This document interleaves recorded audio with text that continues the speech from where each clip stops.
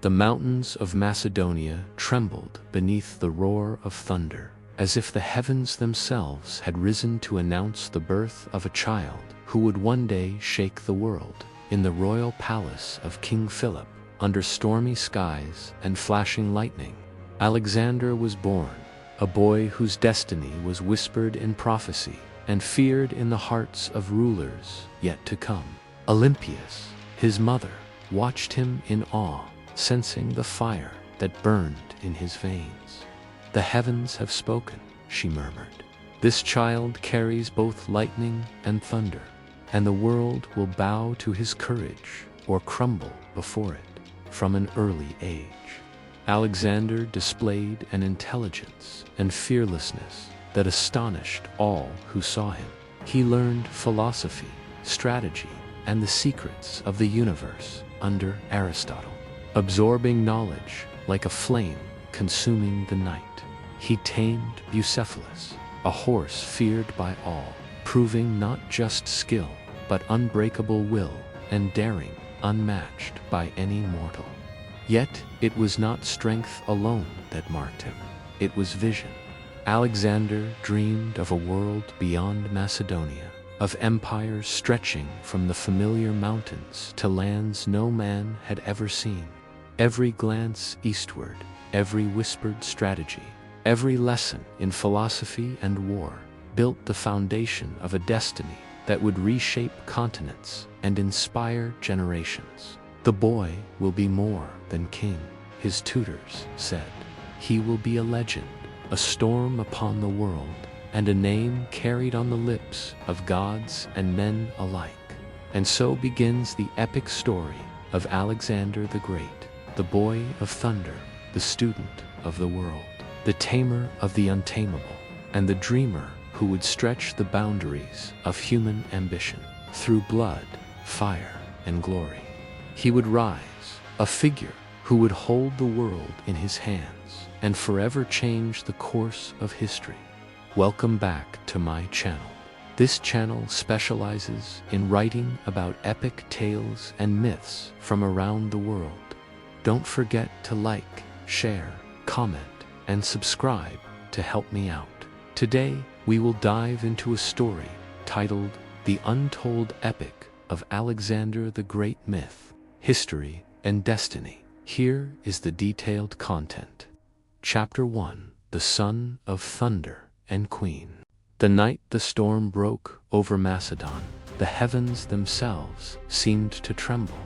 Thunder rolled through the valley of Pella, splitting the clouds like the voice of an angry god. Lightning danced upon the palace roof, wild, blinding, divine.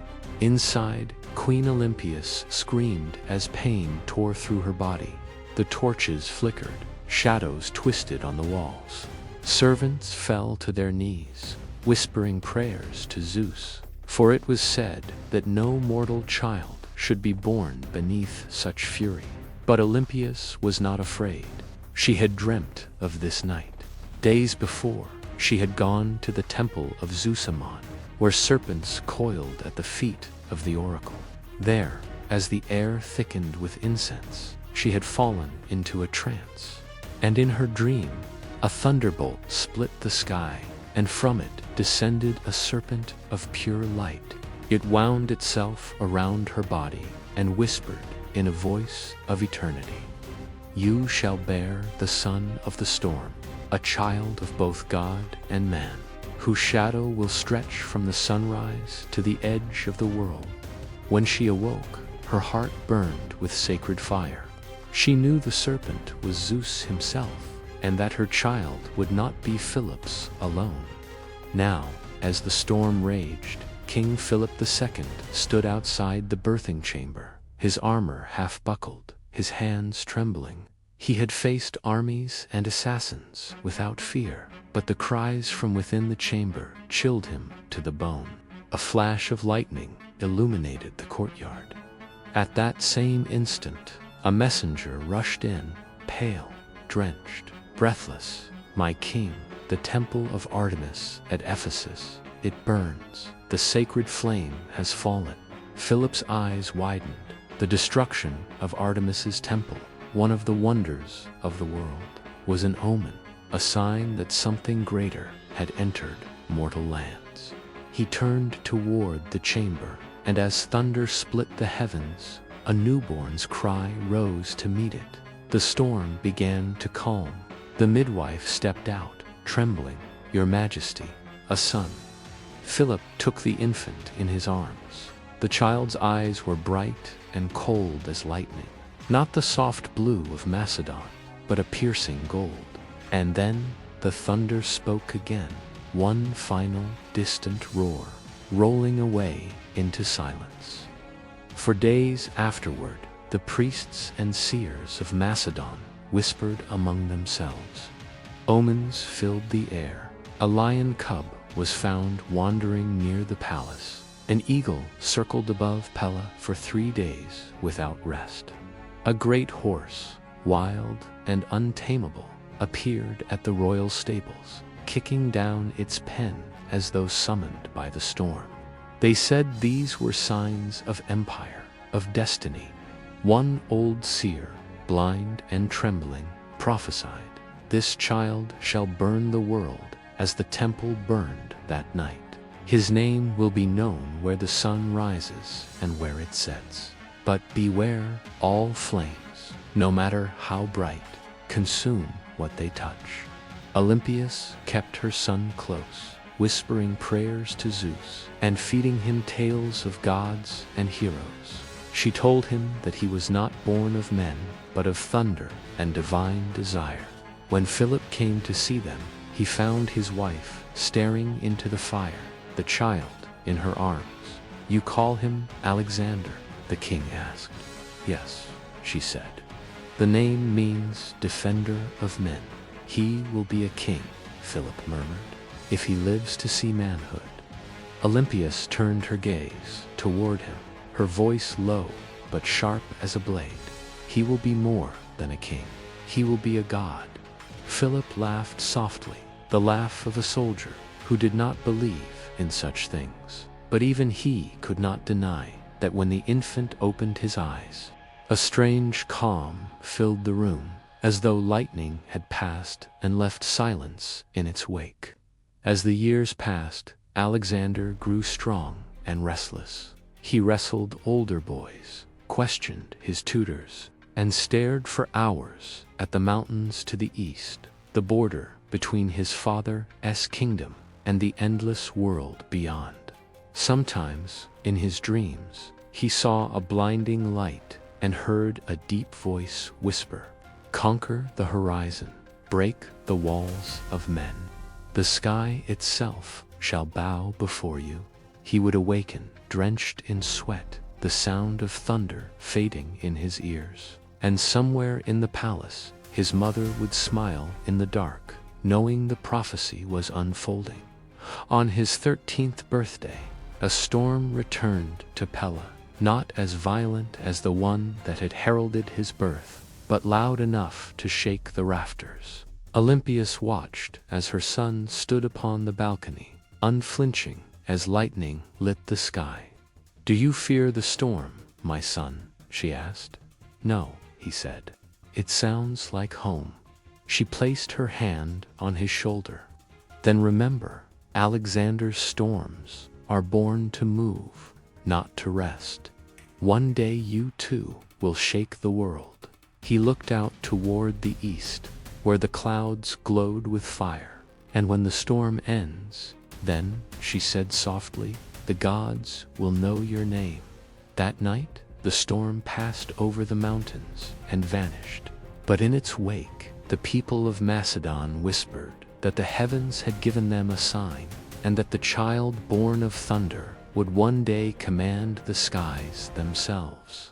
Thus began the legend of Alexander the Great, the son of thunder and queen, the mortal born beneath the voice of Zeus, whose destiny would reach beyond the limits of the world. Chapter 2. The student of Aristotle. The boy who was born with thunder in his veins grew restless as the years passed. By the age of 13, Alexander had already outgrown the walls of Pella. He spoke with the sharpness of a soldier and dreamed with the fire of a god. Yet even his mother, Olympias, knew that power without wisdom was a storm that destroyed its own sky. So King Philip, in one of his few moments of foresight, summoned the greatest mind of Greece, Aristotle of Stagira, to tame the tempest within his son. The meeting of fire and mind. It was summer when Aristotle arrived, an old man in white robes, his eyes clear as still water. He looked upon Alexander, who stood before him like a flame barely contained, and said quietly, "A king must first conquer himself before conquering the world." Alexander frowned. "And what is a man who conquers himself, if not a god?" Aristotle smiled. "A man who remembers that gods, too, may fall." So began the education of the boy who would one day be called great. Lessons in the grove.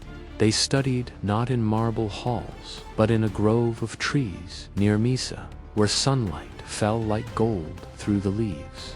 Aristotle taught him of the stars, the great spheres that turned in harmony above the world. He spoke of the balance of nature, of the soul's hunger for truth, of the laws that bound gods and men alike. The universe, Aristotle said, tracing circles in the dust, is ruled not by chance, but by reason. Even Zeus obeys the order of the cosmos. Alexander listened, half in wonder, half in rebellion. Then what of destiny? What of the fire that drives men to greatness? Destiny, the philosopher replied, is the name we give to reason we do not yet understand. But Alexander was not content with reason alone. His blood burned for something more, something divine. At night, after the lessons ended, he would gaze at the stars and whisper to himself, "If the cosmos is ruled by law, then I shall be its law. If the gods shaped fate, then I shall speak to them as equals."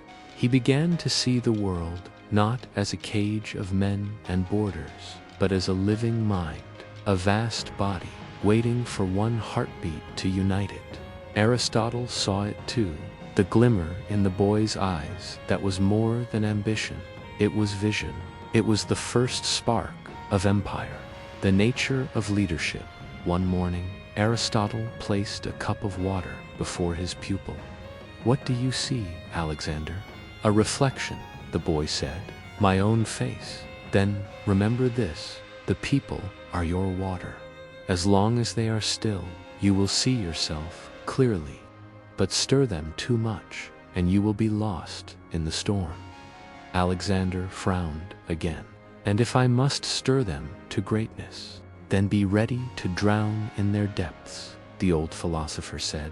Aristotle taught him that a king's power was not in his sword, but in his understanding, that to rule men, one must first know their hearts, and to guide them, one must understand their fears. He made the boy read Homer until he knew every word by heart. From Achilles, Alexander learned glory. From Odysseus, he learned endurance. From Heracles, he learned sacrifice. But from Aristotle, he learned purpose. "You are not born merely to rule," Aristotle said.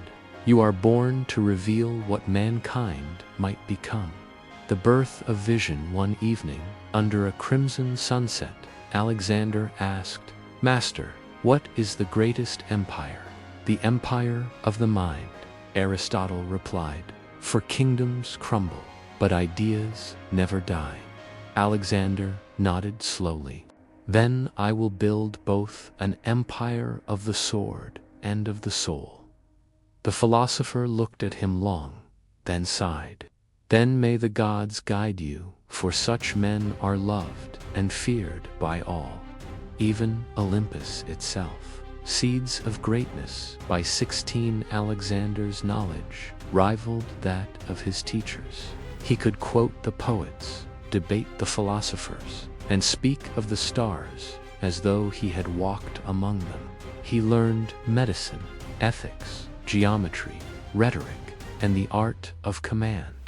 But what he loved most was the story of Prometheus, the titan who stole fire from the gods to give it to mankind. He once told Aristotle, Prometheus did not steal fire, he claimed what was already ours. Aristotle smiled sadly, and for that he was chained to the mountain. Then let the mountain tremble, Alexander said. The farewell when at last the time came for Alexander to leave Mysa and rejoin his father. Aristotle gave him a single parting gift, a small leather-bound copy of the Iliad. Keep this with you always, he said. It will remind you of what drives men to glory and what destroys them. Alexander bowed deeply. I will not forget, master. But tell me, what should I seek first, truth or greatness? Aristotle's eyes shone with sorrow and pride. Seek truth, and greatness will follow. Seek greatness, and truth will flee from you. As Alexander rode away, the old philosopher watched him disappear into the golden dust of Macedon.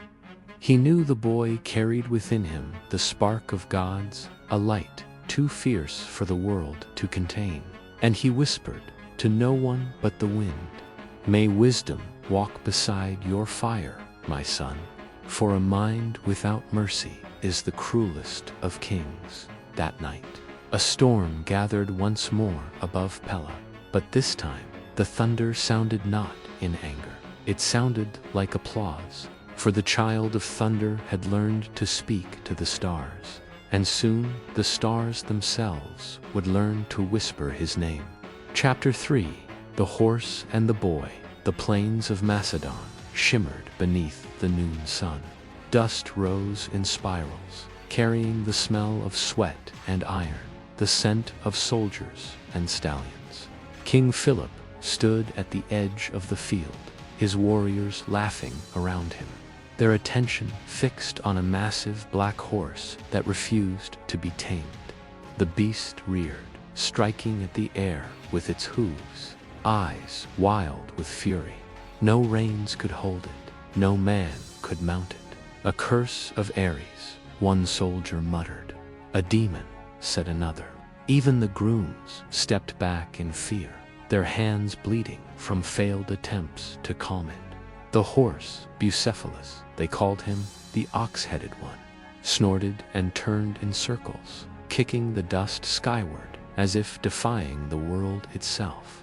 The challenged King Philip frowned. A fine horse, but useless. Take it away. The crowd murmured, disappointed but relieved. Only one voice broke through the noise, clear, young, and sharp as a blade. Father, let me try. The laughter that followed was thunderous. A boy of 14 stood at the edge of the ring, small against the giant beast, but with eyes that burned like the storm. Alexander. Philip turned to him, half amused, half annoyed. You'll break your neck before you even touch its mane. Alexander stepped forward, undaunted. If I fail, I will pay for the horse myself. The laughter stopped. Philip studied his son, the confidence, the calm, the dangerous certainty. And if you succeed, Alexander smiled, then he shall carry me to the ends of the earth. The boy who saw the son, Alexander, approached the horse slowly. He did not reach for the reins. He simply watched. He noticed how the beast flinched each time its own shadow crossed its eyes. He saw the panic in its pupils, not rage, fear. The boy whispered softly, "You are not afraid of men. You are afraid of your own darkness." Then, turning the horse toward the sun, he let the light fall full on its face. The beast's breathing slowed, its muscles relaxed, as if the sun itself had whispered peace into its heart. The crowd fell silent. The taming Alexander touched Bucephalus's neck, gently at first, then firmer, a hand not of dominance, but of understanding. "Easy now," he murmured. "The world will bow to us both, but not today." In one motion, swift as lightning. He leaped onto the horse's back. Bucephalus reared once, twice, but the boy clung like destiny itself. Then, suddenly, they were moving, a blur of black and gold, racing across the fields of Macedon. The wind tore at Alexander's hair. The world blurred into motion, sun, sky, dust, until there was nothing left but freedom. No reins, no fear, just the pulse of two hearts beating as one. When they returned, the crowd stood frozen. Even the soldiers who had mocked him were silent. Philip, the king of warriors, felt tears rise unbidden to his eyes. As Alexander dismounted, his father walked to him, his voice shaking. "My son, find a kingdom equal to yourself. Macedonia is too small for you." The words struck like prophecy. In that instant, every soldier there felt it. The wind had shifted. A new age had begun. The bond from that day on, Bucephalus was more than a horse. He was a shadow of Alexander's soul, fierce, loyal, untamed. He bore him through deserts and battles, through triumph and blood. The boy who saw the sun in a horse's eyes had found his reflection, his other half, born of wildness and will. The people of Macedon began to whisper, "He commands beasts, as if they know his heart. He is more than mortal." Olympias, his mother, watched from the palace steps, the amulet of Zeus gleaming on her chest. She whispered to the wind, "My son was born of thunder." Even the storm bows to him now. The symbol that night, when the campfires dimmed and silence covered the fields, Alexander went to Bucephalus once more. He placed his hand upon the horse's mane and whispered, "You and I, old friend, they will remember us, not as boy and beast, but as one soul that refused to kneel." The horse neighed softly, as if in answer. In the darkness, the stars shimmered. Alexander raised his eyes to them, and for the first time, he felt something stir deep within, not pride, but calling. He thought of Aristotle's words, "Conquer yourself first." He smiled. "I have," he whispered, "and now the world awaits." Echo of destiny, the story of Bucephalus spread through Greece like wildfire. Poets sang of the boy who tamed the storm. Seers spoke of a rider who would one day cross the edges of the world, whose horse's hooves would strike sparks upon the walls of eternity. And in the years to come, when men saw Alexander on the battlefield, riding the black stallion whose mane shone like smoke, they swore they saw lightning in their wake. For in that moment, long ago, on the plains of Macedon, a boy had not merely tamed a horse, he had tamed his fear, he had mastered his destiny, and the gods had taken notice. Chapter 4: Death of a King, Rise of a Legend. Thunder rolled again over Macedon. It had been years since the boy tamed Bucephalus, years since the son of Philip and Olympias had begun to cast a shadow larger than any throne. Now, that shadow stretched across a kingdom trembling on the edge of greatness and ruin. The feast of iron and wine, the palace at Asia, shimmered with gold and laughter. It was a day of triumph, King Philip's wedding to his new bride, Cleopatra Eurydice, a union meant to bind Macedonia stronger under his rule. Wine flowed like rivers, music clashed like steel, but in the corners of the hall, the eyes of Olympias burned cold, and beside her, Alexander watched in silence, his jaw tight, his hands still. Then came the toast. Philip, radiant in armor, raised his cup and proclaimed to the crowd, "My sons, both born and yet unborn, shall rule from Europe to Asia." The hall erupted in cheers, but Alexander's heart froze. both born and yet unborn, a dagger veiled in words. Cleopatra's uncle laughed loudly and shouted across the tables, "Then what of Alexander? Is he a true son, or a bastard of some foreign god?" The hall went silent. All eyes turned. Alexander's blood roared in his ears. He rose, trembling not with fear, but with fury. "You dare question my birth? Would you call my mother false before my father's throne?" The man sneered. "Careful, boy, you are no god here." In one fluid motion, Alexander hurled his cup at the man's head, wine and bronze, striking with a sound that silenced the room. Guards moved. Voices rose. Philip leaped from his throne, furious. "Do you defy your king?" Alexander's eyes burned. "You call yourself king, but you cannot even rule your tongue." Philip drew his sword, but in his drunken rage he stumbled, falling to his knees before the son he had just cursed. The hall fell deathly still.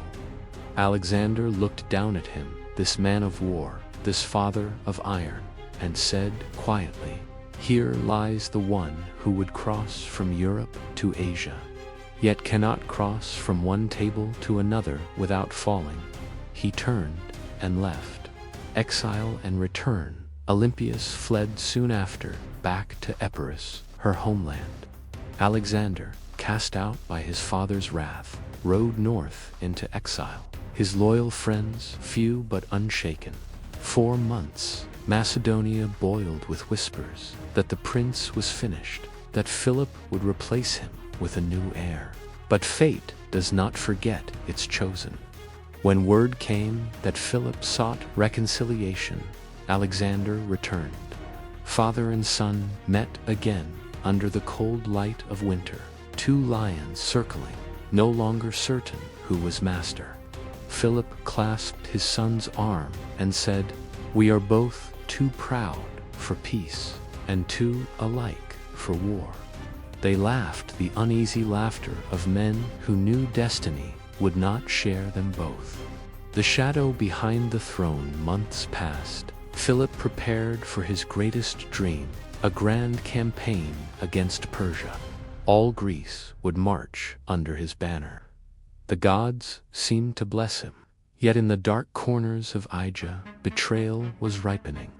Olympias brooded in her temple of serpents, whispering to the old gods of vengeance. Her son had been humiliated, her power stripped away, and in her prayers, thunder began to stir. The day of blood, the theater at Asia was crowded. Nobles, generals, ambassadors from every corner of Greece. Philip entered in triumphal procession, unarmed, radiant as the conqueror of the world to be. Alexander followed behind him, wearing a white cloak, the color of mourning and rebirth. The music swelled, the crowd rose, and then a flash of steel. The assassin struck a dagger, plunged deep into Philip's chest. The king staggered, his eyes wide in shock, blood pouring down the gold of his breastplate. For one heartbeat, time froze. Then chaos erupted. Screams, swords, soldiers. But the killer was already dead, cut down by guards, before a word could be spoken. The sun ascends in the hours that followed. Asia became a storm. Some called it divine justice. Others called it murder. Olympias smiled in silence, her eyes gleaming with the knowledge of secrets best left untold. But Alexander did not weep. He stood over his father's body, the blood of kings staining his boots, and said softly, "Sleep, father. You conquered Greece. I will conquer the world." He was 20. The fire within. The next morning, the council assembled. The nobles argued, generals whispered, and half the kingdom waited for war. Alexander entered the hall, not as a boy, but as storm incarnate. His cloak was still marked with blood, His voice carried the weight of command. I am Alexander, son of Philip, born of Zusamon. Those who stand with me will share in the glory of the new dawn.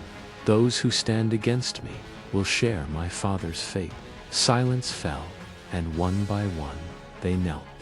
That night the torches of Pella burned until dawn, casting shadows like the wings of an eagle stretching over the world. The prince had become the king. The thunder had taken its throne. The legend ignites outside the city, on the plains where Bucephalus once ran free. Lightning split the heavens. Olympias stood alone, her white robes fluttering in the storm. She whispered to the dark, now the gods have their chosen. Now the world shall remember his name, far above. Thunder answered, a single peal that echoed across the mountains, as if Olympus itself had struck the drum of destiny. And somewhere in that sound, a legend began to breathe. Chapter 5. The Fire of Conquest. The morning sun rose over the plains of Greece, casting long shadows across the marble columns of Thebes. The city slept, unaware of the storm that approached, a storm not of wind or rain, but of fire and iron.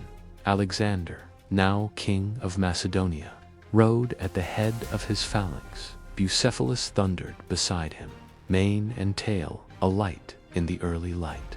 His soldiers followed, disciplined and unwavering, the echoes of their shields, like the heartbeat of destiny itself.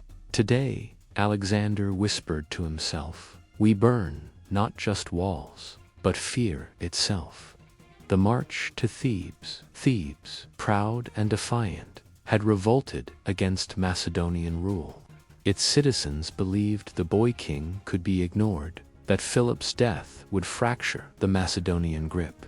Alexander did not hesitate. He had learned from Aristotle that fear and respect are the twin pillars of power. He would make the world remember him not as a boy, not as the son of Philip, but as a storm incarnate. The Macedonian army moved like a single living organism. Spears glinted in sunlight, shields locked in perfect formation. Even the birds seemed to flee in terror from their path. The siege. When Thebes' walls came into view, Alexander dismounted. He walked among his men, speaking softly yet firmly.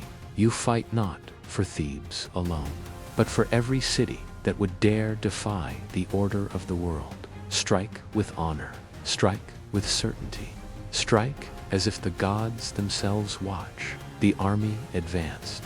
The gates resisted, stones and fire hurled at the phalanx, but the discipline of Alexander's men could not be broken. He led the charge, personally, standing at the front, spear in hand, eyes blazing with fury and determination. The city walls shook under the assault.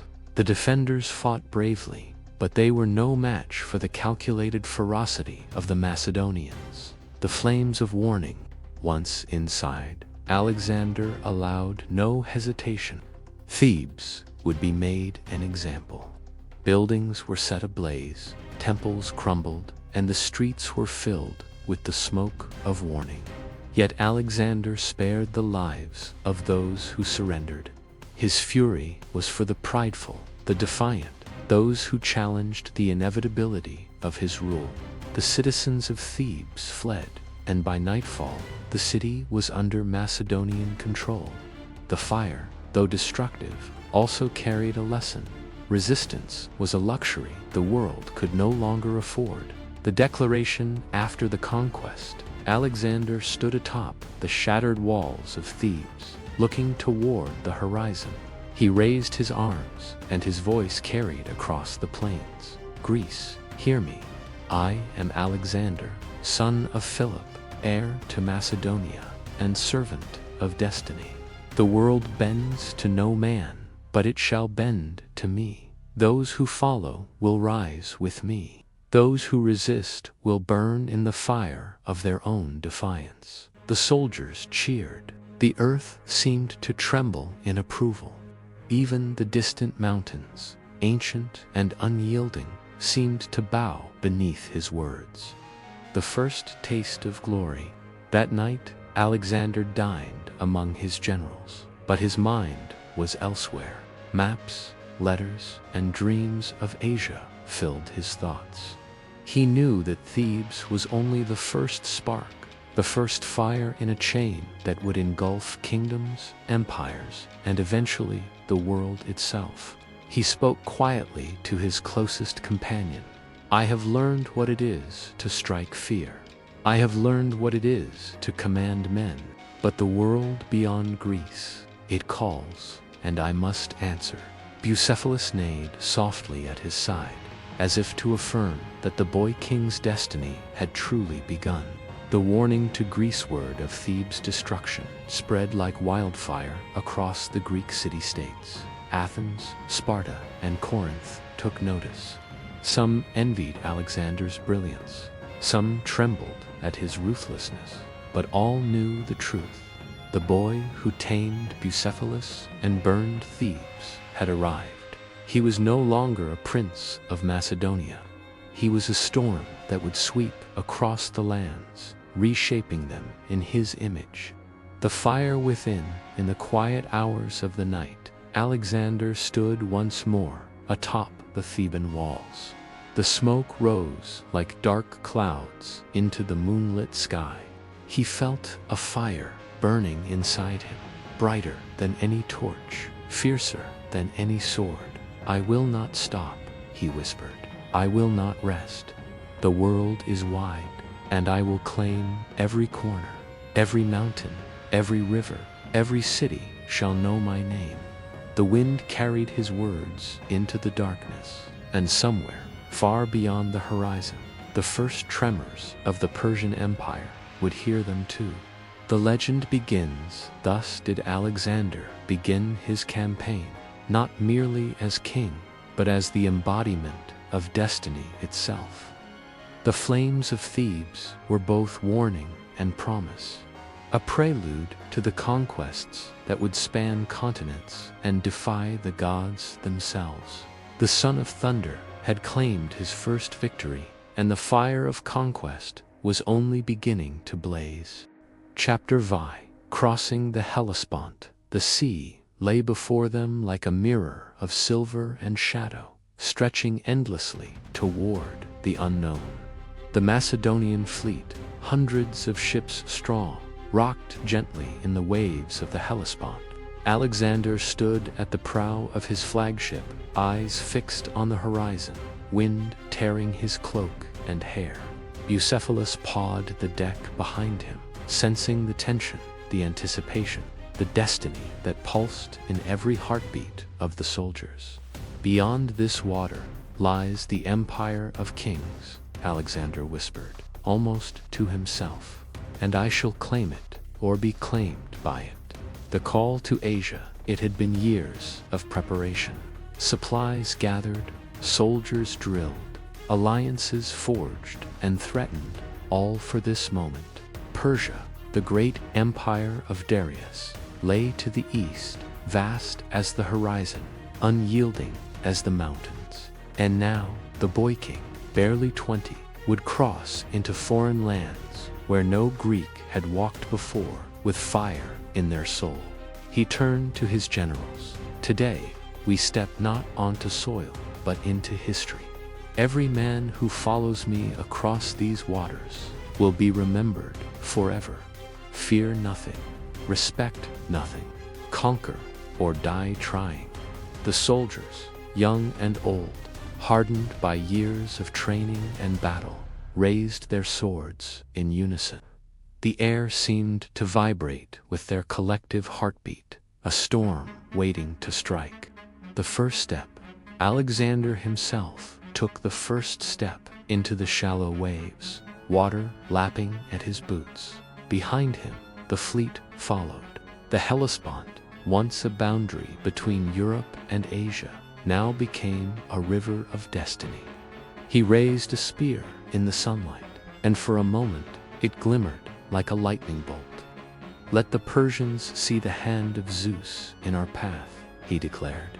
Bucephalus neighed, as if affirming the prophecy, and Alexander mounted, riding at the front of his men. The soldiers surged after him, boots splashing in the cold water, spears and shields forming a living wall of determination. The oath that night, before the fires along the Hellespont, Alexander gathered his captains. Maps of the Persian Empire lay spread before them. Darius, the great king, was a shadow on the other side of the sea, powerful, proud, confident in the immensity of his armies. Alexander raised a goblet of wine, the reflection of torchlight dancing in his golden eyes. We sail into the unknown, but we do not sail as men. We sail as Macedonians, as Greeks, as conquerors. Let every wave that strikes our ships remind us we are not afraid.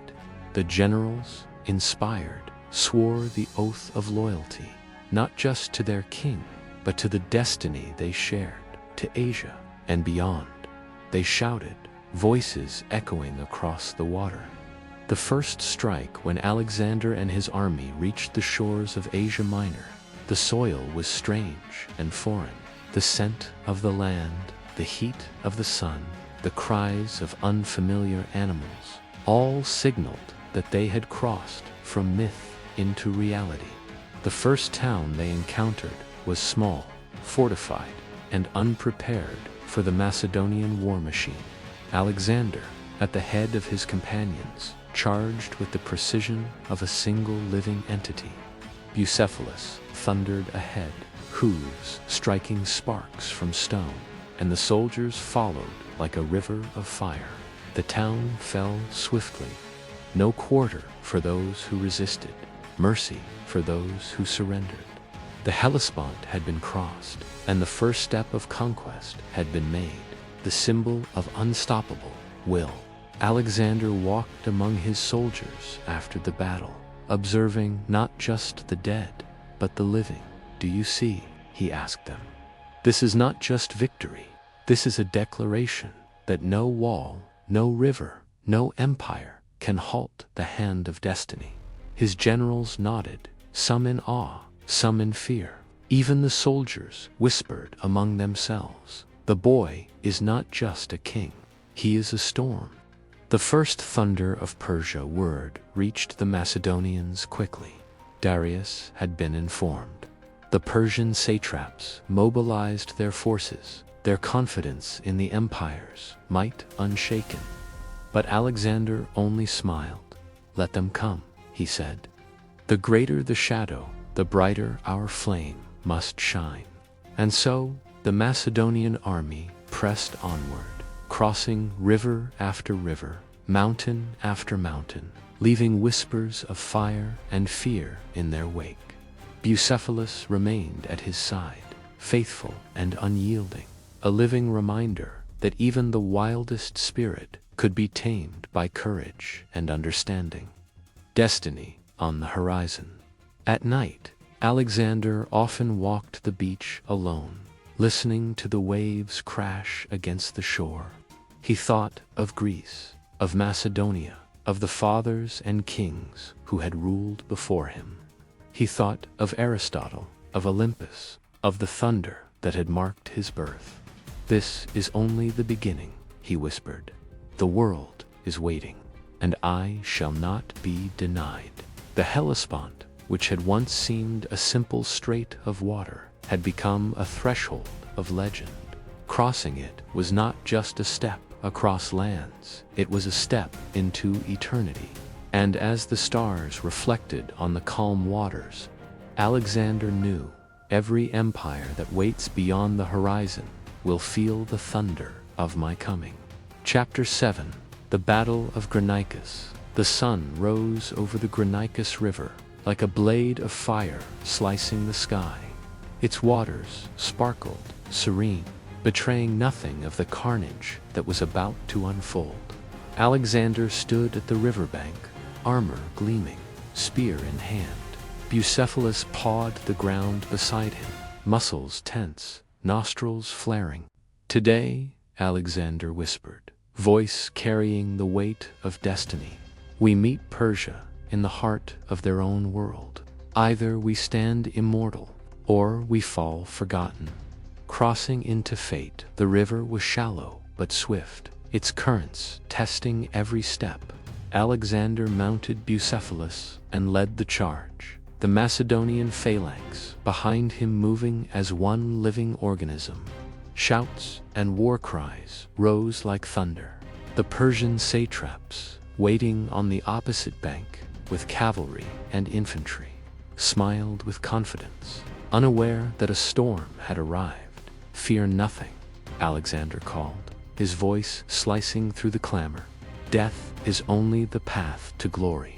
The river churned with the weight of men, the clatter of spears, the first screams of battle. Clash of titans, the first encounter was brutal. Macedonian phalanx clashed with Persian cavalry in a whirlwind of steel and thunder. Bucephalus plunged into the thick of it, hooves striking Persian horses and men alike, sparks flying from sword against armor. Alexander rode at the forefront, his spear thrusting with precision, his shield deflecting arrows and blows that would have killed lesser men. For a moment, he was lifted above fear, not just a mortal, but an embodiment of the storm that had heralded his birth. The Persians, seeing their front line fall, rallied under their generals.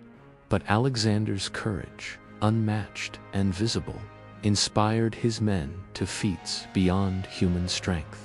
The moment of mortal danger amid the chaos, a Persian noble charged directly at Alexander. The spear thrust with deadly intent, aimed not just at the king, but at the symbol of Macedonian dominance. Bucephalus leaped, twisting in mid-stride. Alexander caught the spear with his shield, but the force nearly threw him from the horse. For a heartbeat, death hovered at his side, a shadow waiting to claim him. Then, with a roar, Alexander countered, spear striking, armor clashing, a warrior's scream echoing across the river.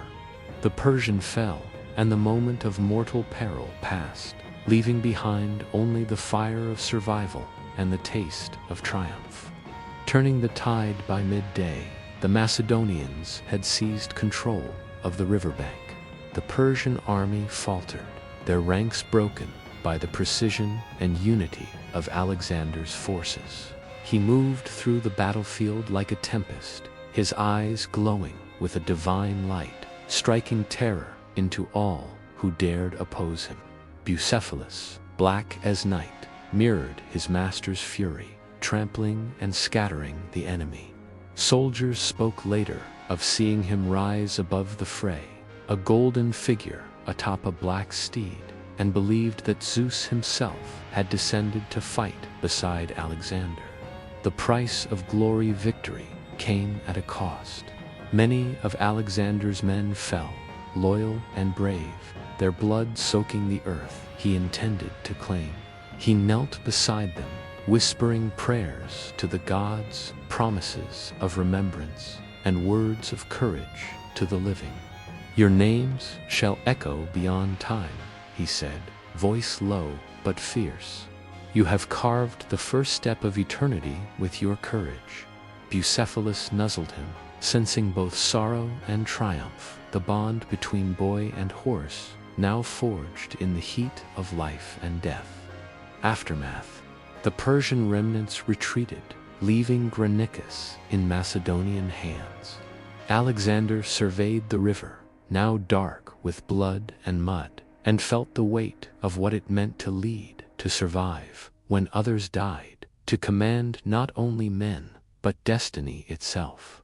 This is but the beginning, he whispered. The world will know the thunder of Macedon. Every king, every empire will face it. Soldiers cheered, raising Alexander on their shields, proclaiming his courage, his genius, his invincibility. The legend cemented that night. Alexander walked alone along the Granicus, the moon reflecting on the river like silver fire. He remembered the near death, the Persian spear, and the cries of men. "I am mortal," he admitted quietly. "Yet even mortality can be conquered by will." The wind carried the echo of battle across the plains, whispering to the world a new force had entered history, a force that could not be contained. From that day forward, Alexander's name became synonymous with invincibility. The Battle of Granicus was not merely a victory, it was the proof that the boy of thunder, the tamer of Bucephalus, was now a man capable of shaping empires. Chapter 8. The Siege of Tyre. Tyre lay off the coast like a jewel on the water, proud, fortified, and seemingly untouchable. A city of islands, its walls rising straight from the sea, protected by nature as much as by men. Alexander gazed at it from his ship, the salt wind whipping his cloak, eyes narrowing. "A city that floats on water," he whispered, "but even the sea must bow to will."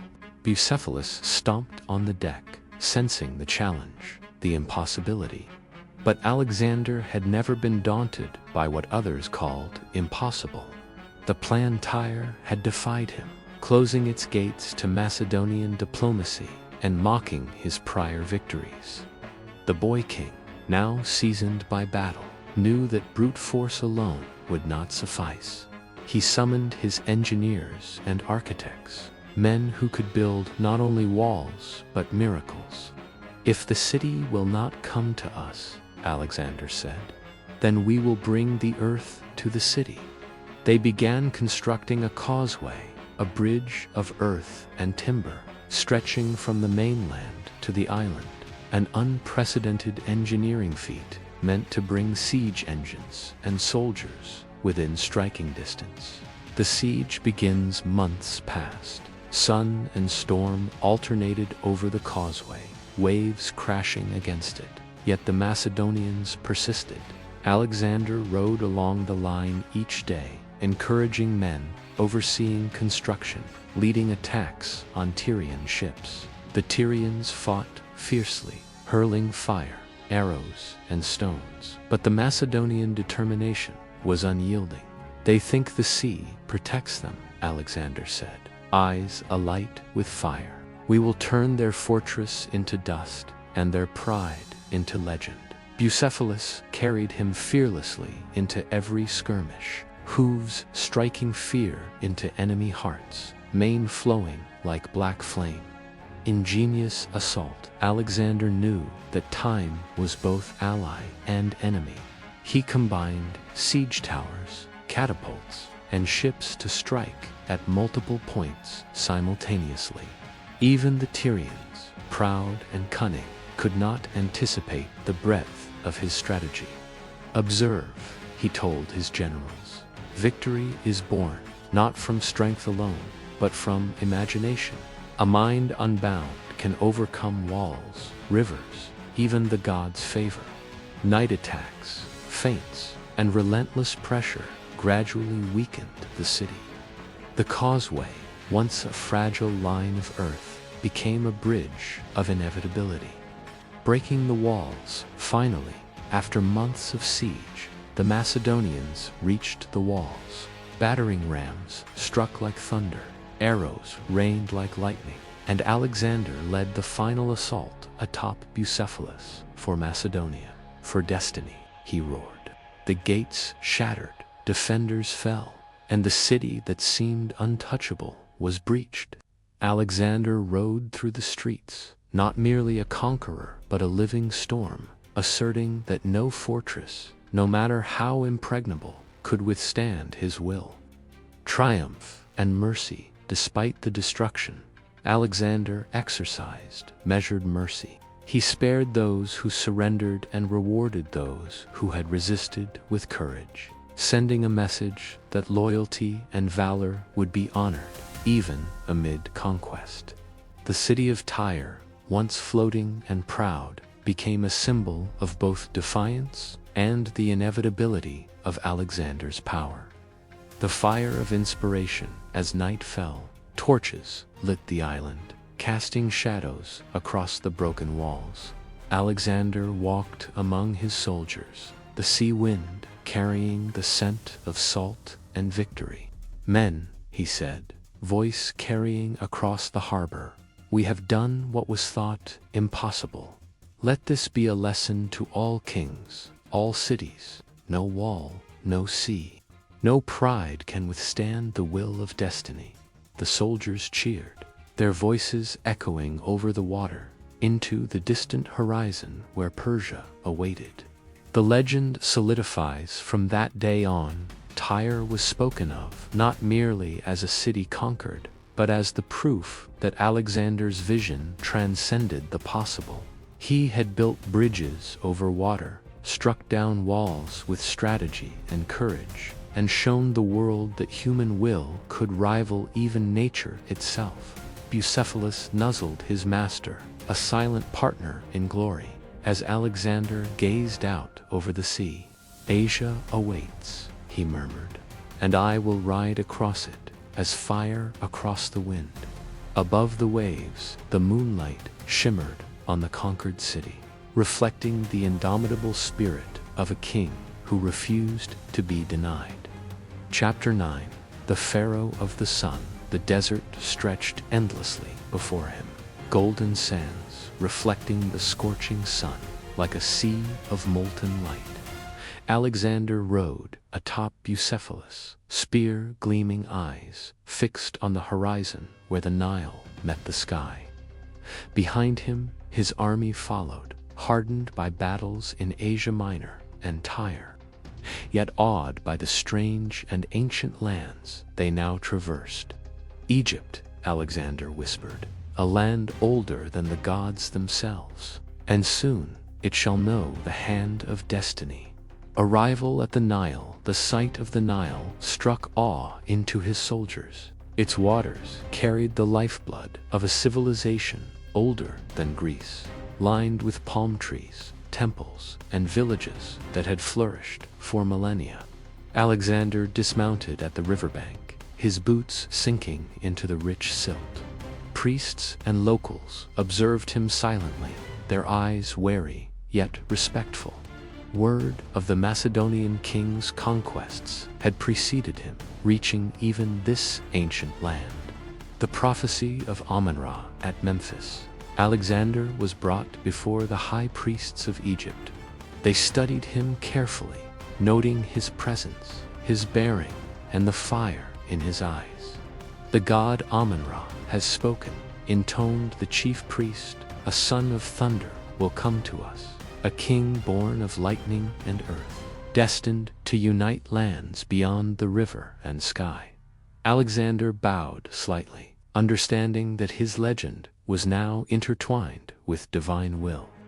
"If the gods claim me as their son," he whispered, "then I shall honor them by shaping the world in their light." The coronation. The priests led him to the temple of Ammon at Siwa Oasis, far in the desert. There, amid incense, chants, and the golden glow of the setting sun, Alexander was crowned as son of Amun-Ra, Pharaoh of Egypt. The ceremony elevated him beyond mere mortal kingship. He was no longer only the heir of Philip. He was now a divine figure, chosen by gods older than Olympus. The soldiers watched in awe, realizing that their king's ambition now carried the authority of divine sanction. "Follow me," Alexander proclaimed, "for the world is wide, and it shall kneel before us, not by fear alone, but by the inevitability of destiny." Egypt's gifts. Egypt, ancient and fertile, welcomed Alexander with offerings, gold, and allegiance. He respected their customs, understanding the power of symbol and ritual as well as military might. "A kingdom is not conquered merely by force," he told his generals, "but by honor, vision, and the recognition of its soul." He studied the stars, the pyramids, the hieroglyphs, symbols of knowledge and power, which would guide his future plans, including the founding of Alexandria. Vision of a new world. at the edge of the desert, Alexander looked westward, beyond the Nile, beyond the mountains, toward lands still unknown to him. "The world is vast," he said quietly, "yet every river, every city, every empire shall fall under the hand of the Son of Thunder." Bucephalus neighed, sensing the king's burning resolve. Together they rode along the riverbanks, leaving a path of awe and respect in their wake. Egypt as a foundation. Alexander's time in Egypt was brief but monumental. He secured the Nile, gained the loyalty of local governors, and learned the value of uniting conquered lands, not by terror alone, but by culture, religion, and vision. "A ruler must understand the people," he instructed, "for it is their loyalty, not merely their fear, that sustains empires." Egypt would become a base for his campaigns further east, and the legend of a god-king riding across the deserts would spread to every corner of the known world. The Pharaoh of the Sun. At sunset, Alexander climbed a dune overlooking the Nile, the golden light catching his armor and spear. He raised his arms toward the sun, as if embracing the power of Amun-Ra himself. "I am Alexander, Pharaoh of Egypt, son of Amun-Ra," he declared, "and I shall bring light to every shadow, fire to every corner of the earth." The wind swept across the sands, carrying his words like a whisper through the ages. The soldiers behind him cheered, understanding that their king's ambition was now limitless, not merely a mortal conqueror, but a god-king whose shadow would stretch across continents. The dawn of Alexandria. In the days that followed, Alexander chose a site on the Mediterranean coast to found a city, Alexandria, a beacon of knowledge, culture, and power, intended to be a bridge between East and West. "Let this city be a light," he said, "a place where the knowledge of Egypt, Greece, and the world converge. From here, our reach will extend beyond the horizon." The foundation of Alexandria would be remembered for millennia, a testament to Alexander's vision, not just as a conqueror, but as a builder of civilizations. Chapter X. The Dream of Alexandria. The Mediterranean sun glinted off the waters where the Nile met the sea, casting a golden glow across the coast. Alexander stood atop a dune, surveying the stretch of sand and marshland before him. Here, he would plant the seeds of a city that would endure longer than empires, kings, and even the memories of gods. "This is more than conquest," he murmured to Bucephalus, who pawed the earth beside him. "Here we shall build a legacy." Choosing the site, the land was harsh, unremarkable to most eyes, marshes, shifting sands, and scattered reeds. Yet Alexander saw potential, the meeting of river and sea, fertile lands for agriculture, and a natural harbor for trade and naval power. He gathered his architects, engineers, and advisors.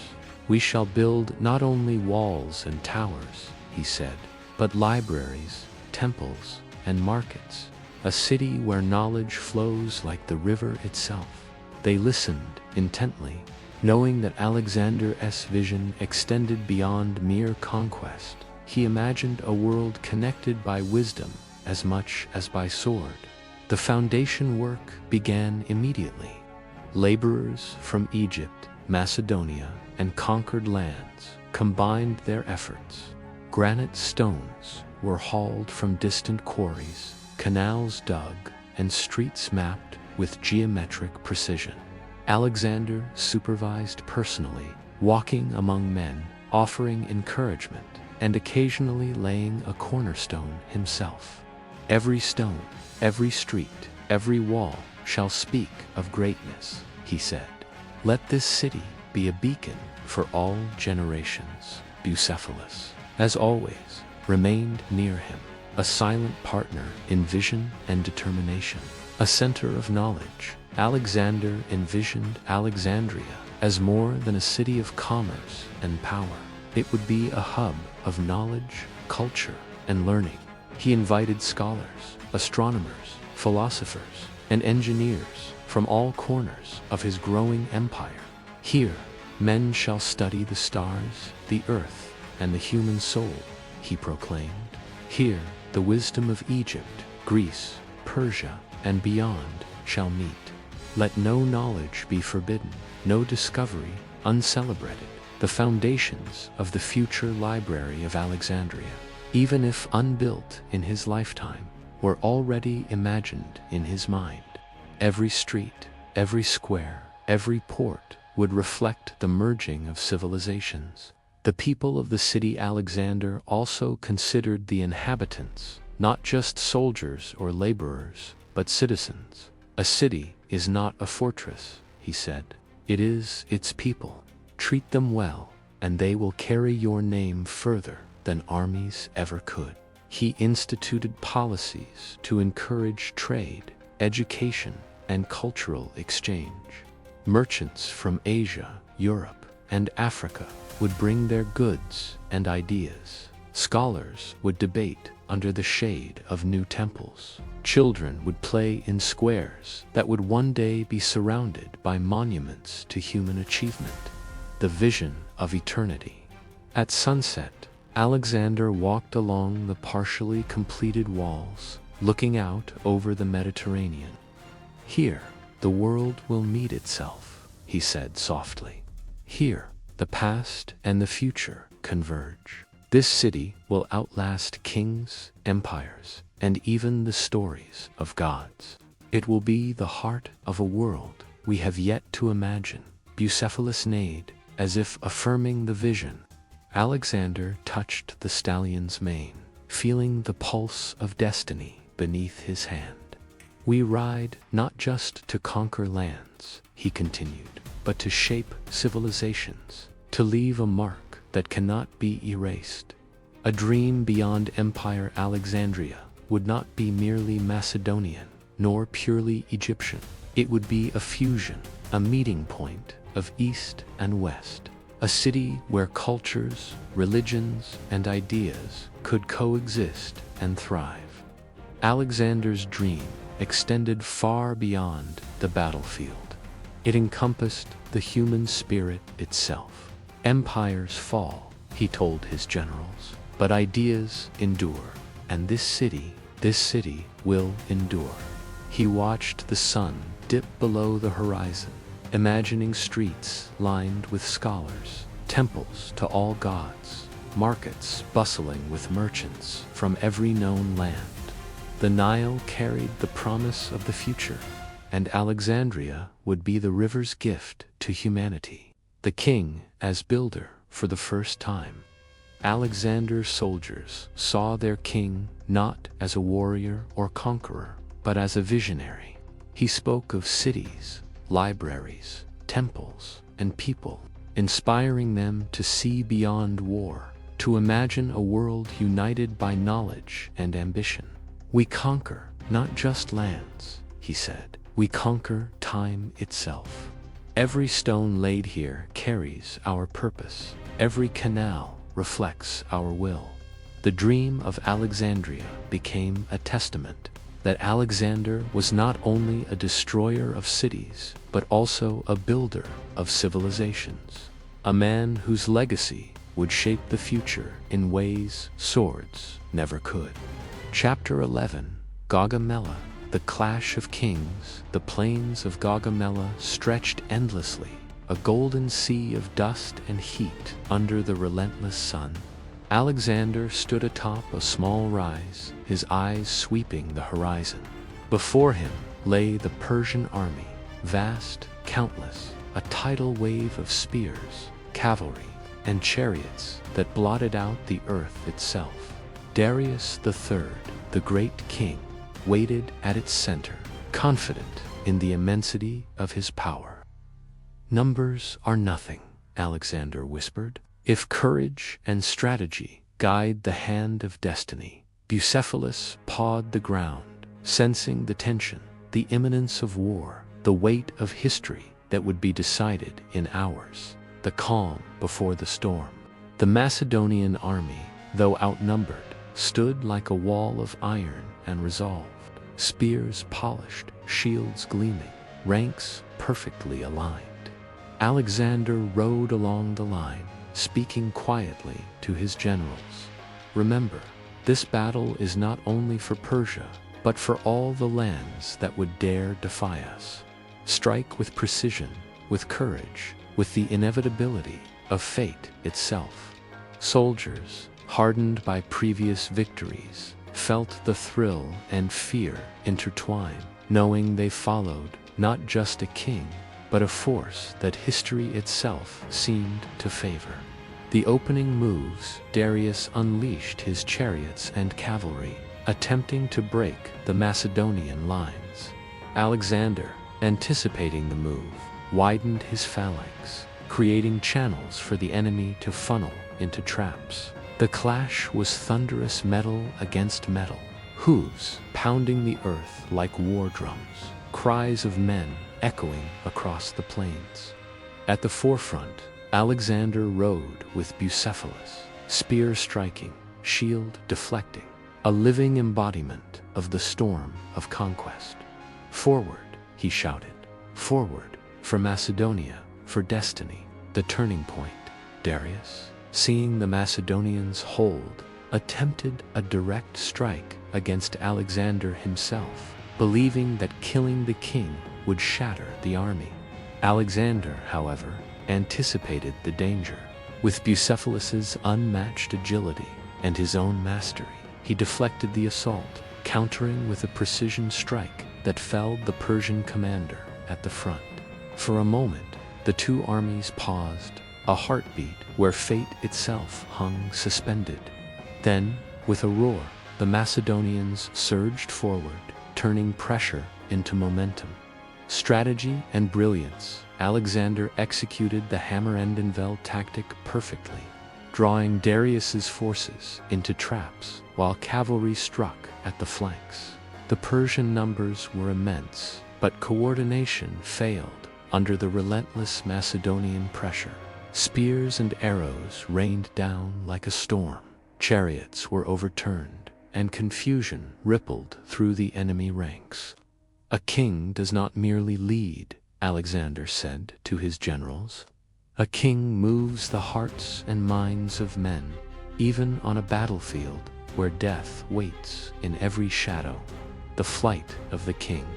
Darius III, realizing the tide had turned, fled the battlefield, abandoning his army. The Macedonians cheered, their victory complete. Yet Alexander did not pursue the king immediately. He knew that true conquest is measured not only in victory, but in the power to reshape an empire. The Persian army scattered, but the lands of Persia now trembled before a king whose ambition knew no bounds. Aftermath and reflection. As the dust settled, Alexander walked through the field, surveying the cost. Thousands lay dead, the plains soaked with the blood of empires.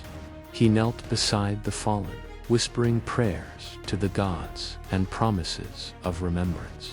"Every empire must rise and fall," he said quietly, "but the flame of destiny is eternal."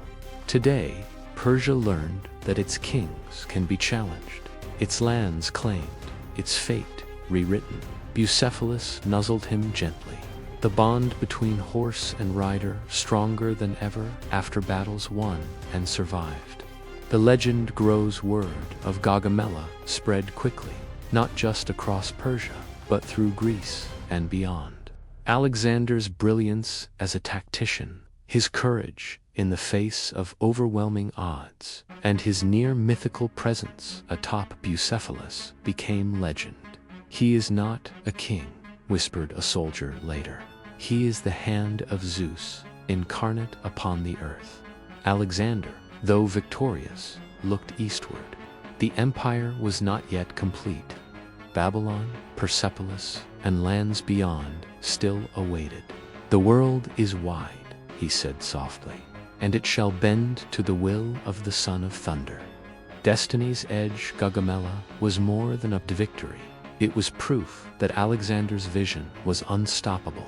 With strategy, courage, and divine favor, he had defeated an empire larger than any in history. The Macedonian king had become a figure larger than life, whose shadow would stretch across continents and centuries. That night, under the stars, Alexander gazed at the horizon, imagining the cities yet to fall, the lands yet to be unified, and the legacy yet to be forged.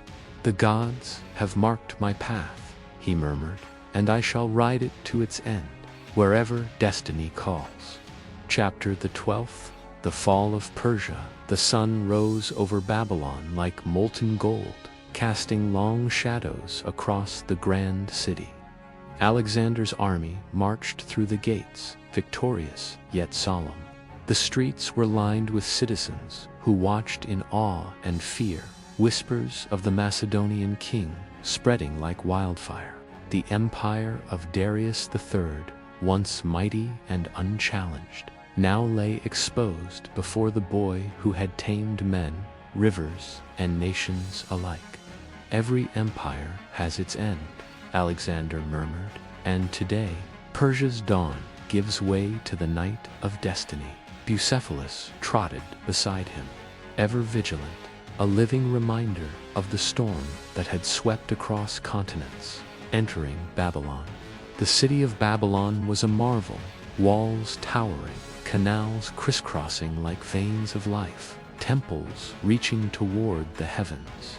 Yet for all its beauty, the air was heavy with tension. Alexander walked through the streets, observing the people, noting their reactions. He knew that conquest was not only a matter of battle, but of hearts and minds. "Let it be known," he said to his generals, "that we do not destroy what submits willingly. We honor those who yield, for they become the foundation of a new world." Persepolis, in flames' word, came swiftly. Persepolis, the ceremonial capital, resisted. Alexander rode with his generals to the city, spear in hand, shield at the ready. The gates of Persepolis were formidable, but the Macedonian army, tempered by Tyre and Gaugamela, pressed forward with relentless precision. Siege towers, ladders, and flaming arrows were deployed. The Persians fought valiantly, but their resolve crumbled under the tactical genius of Alexander. By nightfall, the city burned, a testament to both Alexander's strategic brilliance and the inevitability of his will. "Let this fire burn, not just stone, but the arrogance of kings," Alexander said, voice echoing across the smoldering ruins. Facing the throne in the aftermath, Alexander approached the royal palace of Darius. The throne, once the seat of an empire, now stood empty, a symbol of defeat.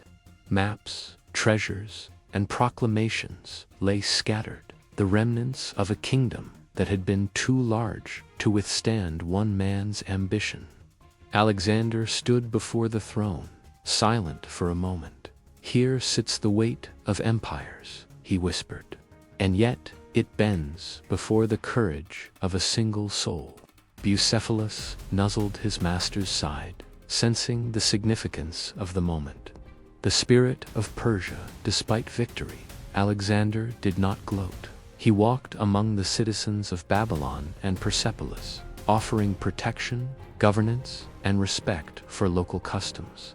"An empire is not truly ours," he said, "unless its people see in us not only conquerors, but rulers who understand their lives, their faith, and their dignity." The act of measured mercy, combined with unstoppable force, cemented Alexander's reputation not just as a conqueror, but as a statesman of unparalleled vision. Reflection on glory. As the sun set over Babylon, Alexander stood atop the walls, gazing eastward. The lands beyond Media, Susa, the mountains and rivers of Persia awaited his command.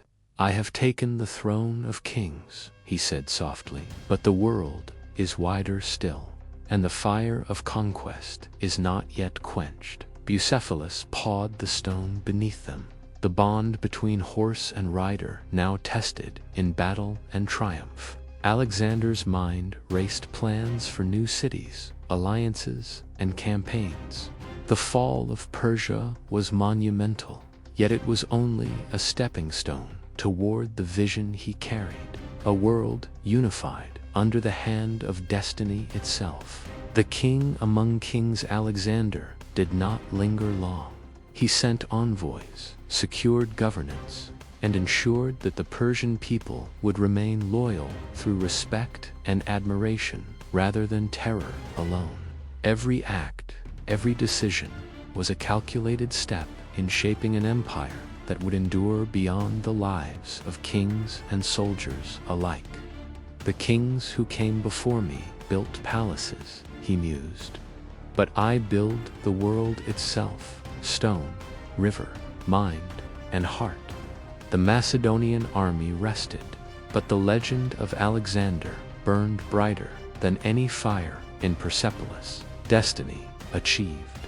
For now, the fall of Persia marked a turning point, the transformation of Alexander from conqueror of lands to master of an empire and architect of destiny. His name would echo in every city, every palace, and every whisper of the conquered. Yet even as the empire stretched before him, Alexander knew that the journey was far from over. "We have claimed the throne of kings," he said, "but the hand of destiny reaches further still. East and west, north and south, the world waits, and I shall answer." Bucephalus neighed softly, the sound carrying across Babylon, as if affirming that the son of thunder had truly become a legend. Chapter the 13th, The Marriage of Worlds. The sun dipped low over the rugged mountains of Bactria, casting a golden glow over the palace where Alexander prepared for a union unlike any before. Roxana, daughter of a local noble, stood poised and regal, her dark eyes reflecting intelligence and courage. The marriage was not merely a union of hearts, but a bridge between East and West, between conquered lands and conqueror, between cultures destined to meet under the shadow of Alexander's empire. "This is more than love," Alexander whispered to Bucephalus. "This is a promise that our worlds may meet in harmony, not just in conquest." The political marriage Alexander's generals watched with curiosity and caution. A marriage to a Bactrian princess could ease tensions in the eastern territories, securing loyalty and preventing uprisings. But Alexander's vision was larger. He sought not only alliances of necessity, but of unity, blending the lands he had conquered into a single, enduring empire. "To rule the world," he said, "we must first unite hearts and minds, not merely borders and armies." The ceremony reflected both Macedonian and Bactrian traditions, a careful intertwining of customs that symbolized a new era of cultural synthesis, a union of hearts and lands. When Alexander took Roxana's hand, it was more than symbolic. It represented a merging of two worlds, Macedonian valor and Bactrian heritage, Greece and Persia, Europe and Asia. Soldiers, nobles, and citizens alike recognized that this was a ruler who understood the power of unity. "Our strength," Alexander declared during the celebration, "is not just in armies, but in the harmony of the lands we hold. Let this marriage be a beacon of that truth." Bucephalus neighed, as if in approval, the faithful companion sensing the significance of this alliance. Celebration and diplomacy. The palace erupted in festivities, music, feasts, and dances from both cultures, Ambassadors from distant lands observed with awe as Alexander demonstrated that conquest could be tempered with diplomacy. The marriage of Alexander and Roxana was not only a personal bond, but a symbolic act of governance, sending a message across Asia. Loyalty and collaboration could flourish under his reign. "Look," Alexander said to his generals, "this is how empires endure, not through fear alone, but through respect and connection." Roxana herself, became a figure of importance, bridging cultural divides. Her intelligence, poise, and understanding of her people allowed Alexander to govern Bactria and surrounding regions with greater ease. She was more than a bride. She was a partner in vision, embodying the blending of civilizations that Alexander sought to achieve. Every city, every province, every citizen, Alexander thought, must see that their world has a place in the empire we build together. Symbolism of the union. Historians and poets would later speak of this marriage as the marriage of worlds, an act that transcended politics to become legend. It demonstrated that Alexander's empire was not only about domination, but about synthesis and understanding, weaving together the vast, diverse lands he had claimed. "An empire of swords may conquer," he mused, "but an empire of hearts will endure." The union of Alexander and Roxana thus became a story told alongside his battles, a testament to the human side of destiny. A night under the stars. That evening, Alexander and Roxana walked along the palace terrace, the mountains silhouetted against the twilight. "We are but two souls," Alexander said, "yet through our bond, the world can glimpse unity, strength, and hope." Bucephalus stood nearby, the faithful witness to countless battles, now watching the king embrace a softer, visionary side. The stars above reflected the vastness of Alexander's ambitions, not merely for lands or titles, but for a legacy of harmony across continents. The marriage of worlds. Alexander knew that future generations would remember the battles, the sieges, and the empires. Yet this union, subtle yet profound, carried a power as enduring as armies, as timeless as destiny itself. "Let this marriage remind us," he whispered to himself, "that even amidst war and conquest, the blending of worlds can create beauty, strength, and the foundation of history itself." Beneath the mountain skies, the Macedonian king and his Bactrian bride symbolized a bridge between East and West, a promise that Alexander's empire was more than blood and steel. It was the vision of a united world. Chapter the 14th. The journey beyond the mountains rose like jagged teeth against the horizon, their peaks dusted with snow, even in the relentless sun. Alexander stood atop a ridge, spear in hand, surveying the lands beyond lands that no Macedonian had ever seen.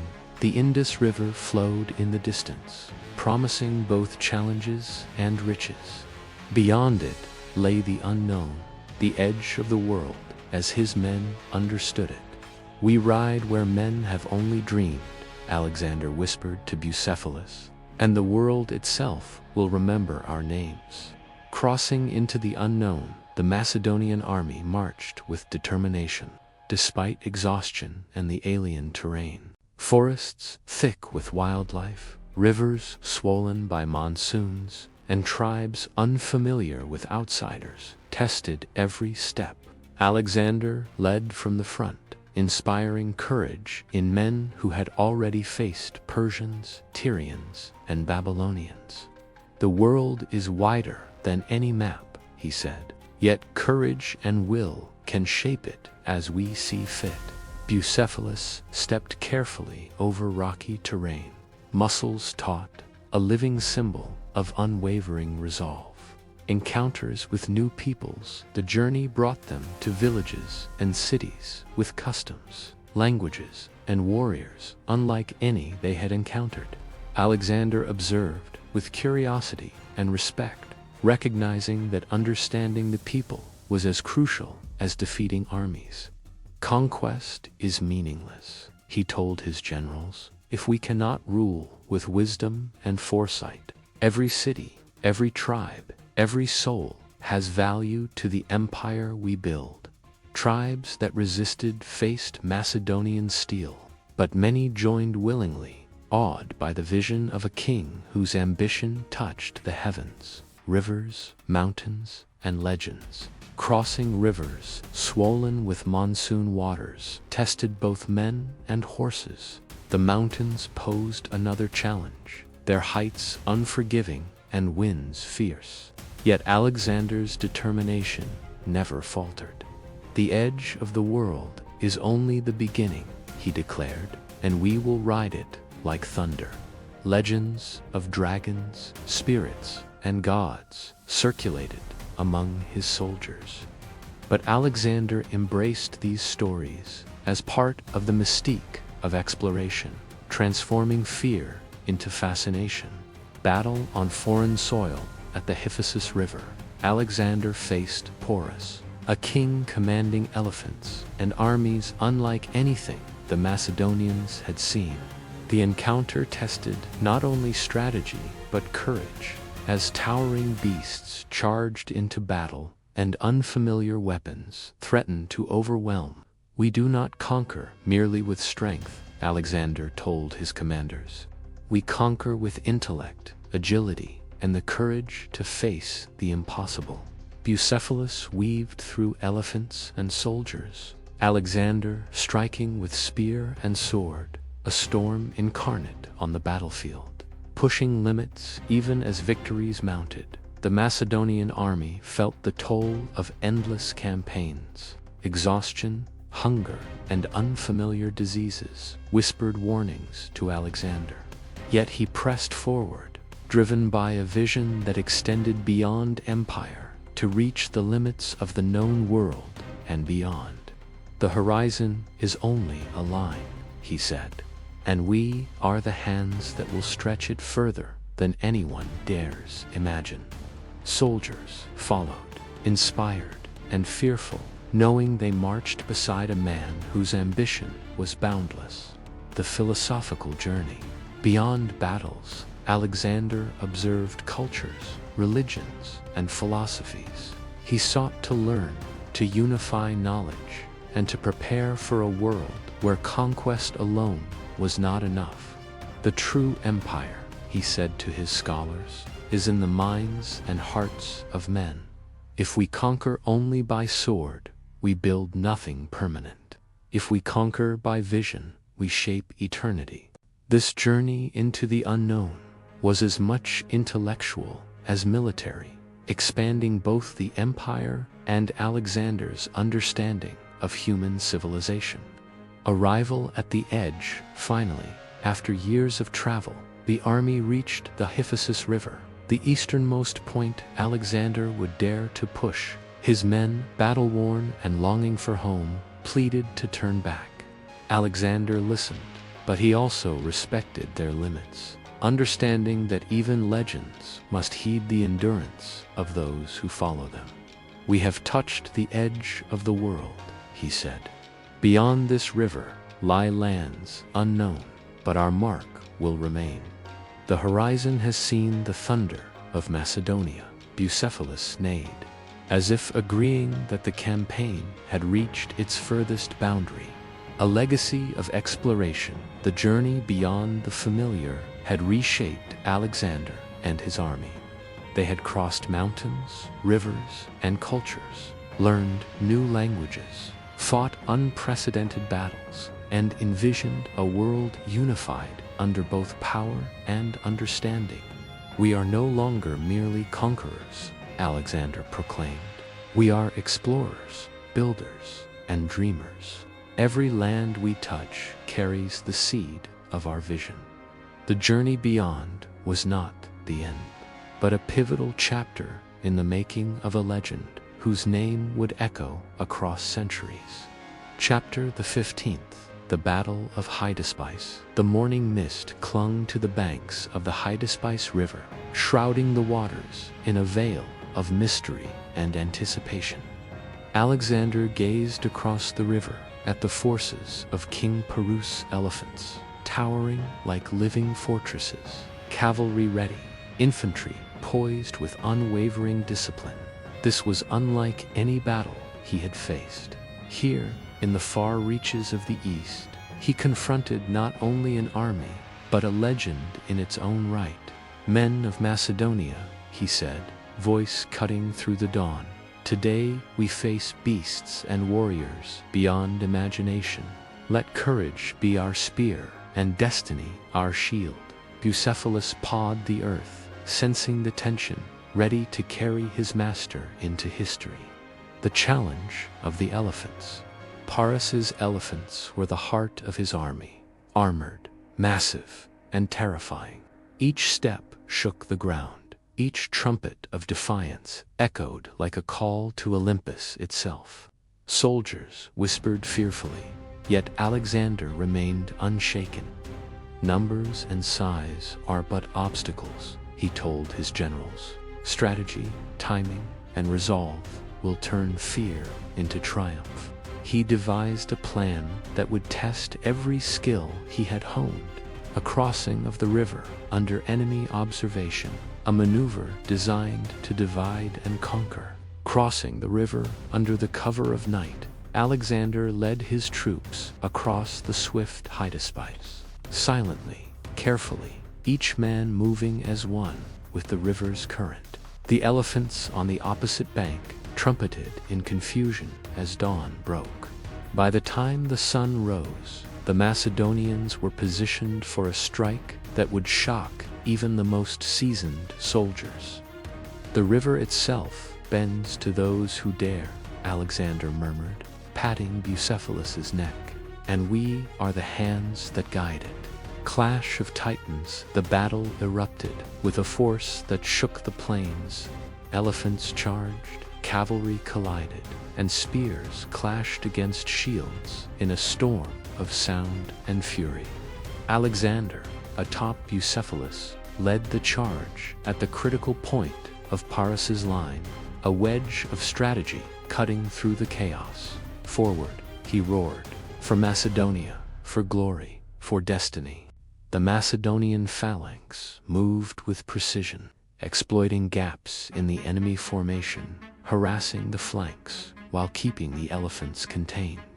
Courage beyond fear, Porus fought valiantly, mounted atop his largest elephant, wielding spear and sword with skill and bravery. Alexander faced him directly. The two kings locked in a duel of strategy and presence as much as physical might. Bucephalus dodged trampling beasts, Alexander striking with the calm fury of a man who knew that history itself was watching.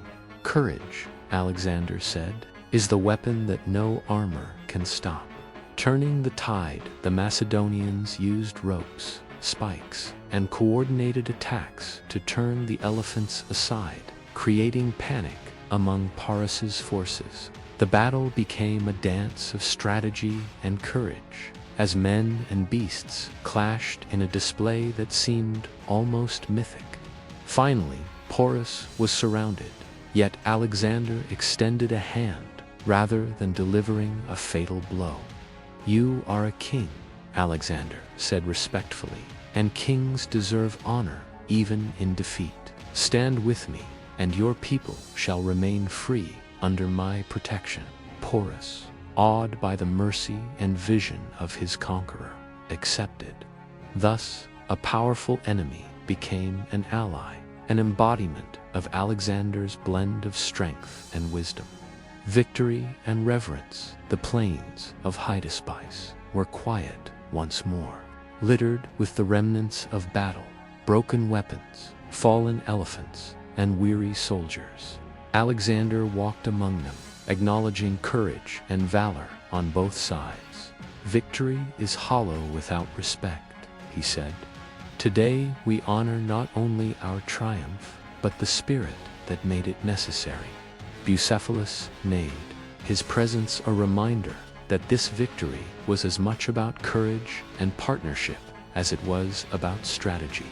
Legacy of Hydaspes. The Battle of Hydaspes became legend, a tale of bravery, intelligence, and compassion intertwined.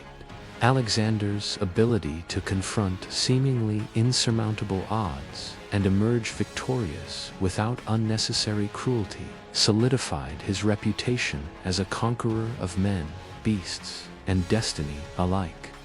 "Let this victory echo through time," he whispered. "That courage, guided by wisdom, can bend even the strongest forces to the will of destiny." The eastern horizon glowed with the promise of lands yet unconquered, rivers yet to be crossed, and cities yet to kneel before the vision of a king who would not be denied. Chapter the 16th. The Rebellion of Hearts. The sun burned overhead, relentless, as Alexander rode along the dusty plains of his eastern campaigns. Bucephalus moved steadily beneath him, yet even the faithful horse sensed a subtle tension in the air. For the first time, Alexander felt the weight of his own ambition pressing against the loyalty of men. "We have crossed rivers, mountains, and empires," he thought. "Yet the greatest challenge may now lie within our own ranks. The seeds of discontent, the soldiers, battle-worn and far from home, whispered among themselves. Years of campaigns, distant lands, and relentless conquest had frayed nerves and loyalty. The thrill of victory was now tempered by exhaustion, longing for familiar lands, and the fear of endless marching. "How far will he push us?" muttered one veteran. "The world is endless, and our bodies are not." Alexander, aware of murmurs and resentments, could not ignore the growing unrest. Leadership is tested not only in battle, he reflected, but in the hearts and minds of those who follow. Confrontation with his generals. One evening around the campfire, Alexander gathered his generals. Voices were tense, some bold, others wary. "We are men," said one, "not gods. Our strength wanes, and our families, our homes, are distant as the stars." Alexander listened carefully, his eyes burning with both understanding and unyielding resolve. "I do not ask for blind obedience," he replied, "but for courage guided by vision. Every hardship you endure, every step into the unknown, shapes the world for generations yet unborn." The soldier's plight. The army faced logistical struggles, food shortages, unfamiliar terrain, and diseases unknown in Macedon. Men grew restless, some questioning whether the glory of Alexander's vision justified the endless suffering. Yet the bond forged through battles and shared victories held them together, fragile but enduring. Even legends must reckon with human hearts, Alexander thought. For courage is strongest when choice tempers it, and loyalty is genuine only when tested. Bucephalus nudged him gently, as if reminding the king that even the mightiest must listen and care. A king's solitude. Alexander walked alone one night along the banks of a river, reflecting on his journey. "I have conquered empires, rivers, mountains, and beasts," he murmured. "Yet the hearts of men remain a battlefield even I cannot simply win with sword or strategy." The stars above were silent witnesses to his contemplation, and the distant howl of wolves echoed like the whispers of destiny itself. In that solitude, Alexander recognized the loneliness inherent in greatness, the burden of vision that separates leaders from followers, even those who adore them. Acts of compassion and authority, understanding the fragility of loyalty, Alexander sought to inspire rather than coerce. He granted leaves of absence, ensured rations, and spoke openly with his soldiers. "I ask you not to march for me alone," he said, "but for the future we will shape together. Every hardship endured now will become the foundation of a world remembered in legend."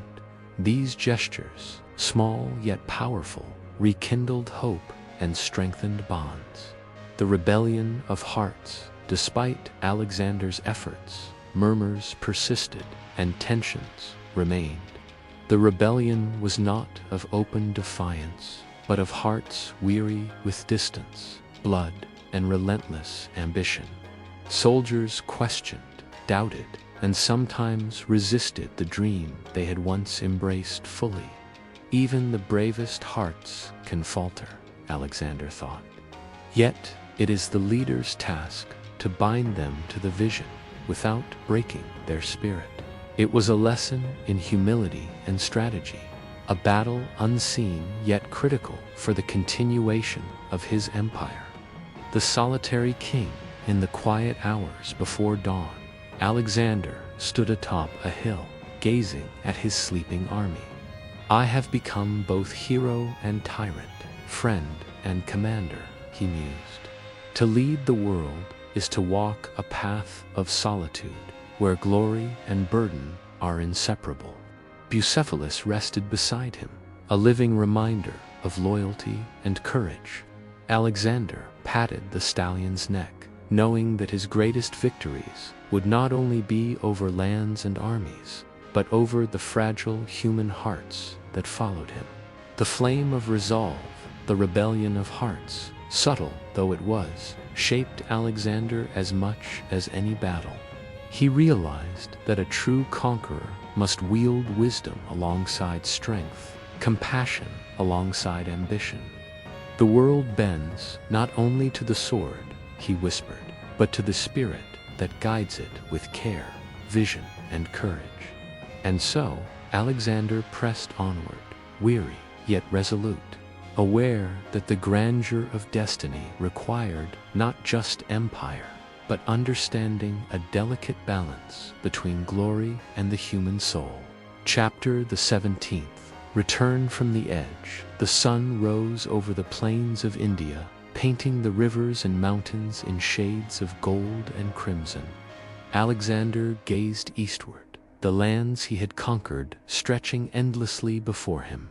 Yet his army, weary and longing for home, had spoken. The time had come to turn back from the edge of the known world.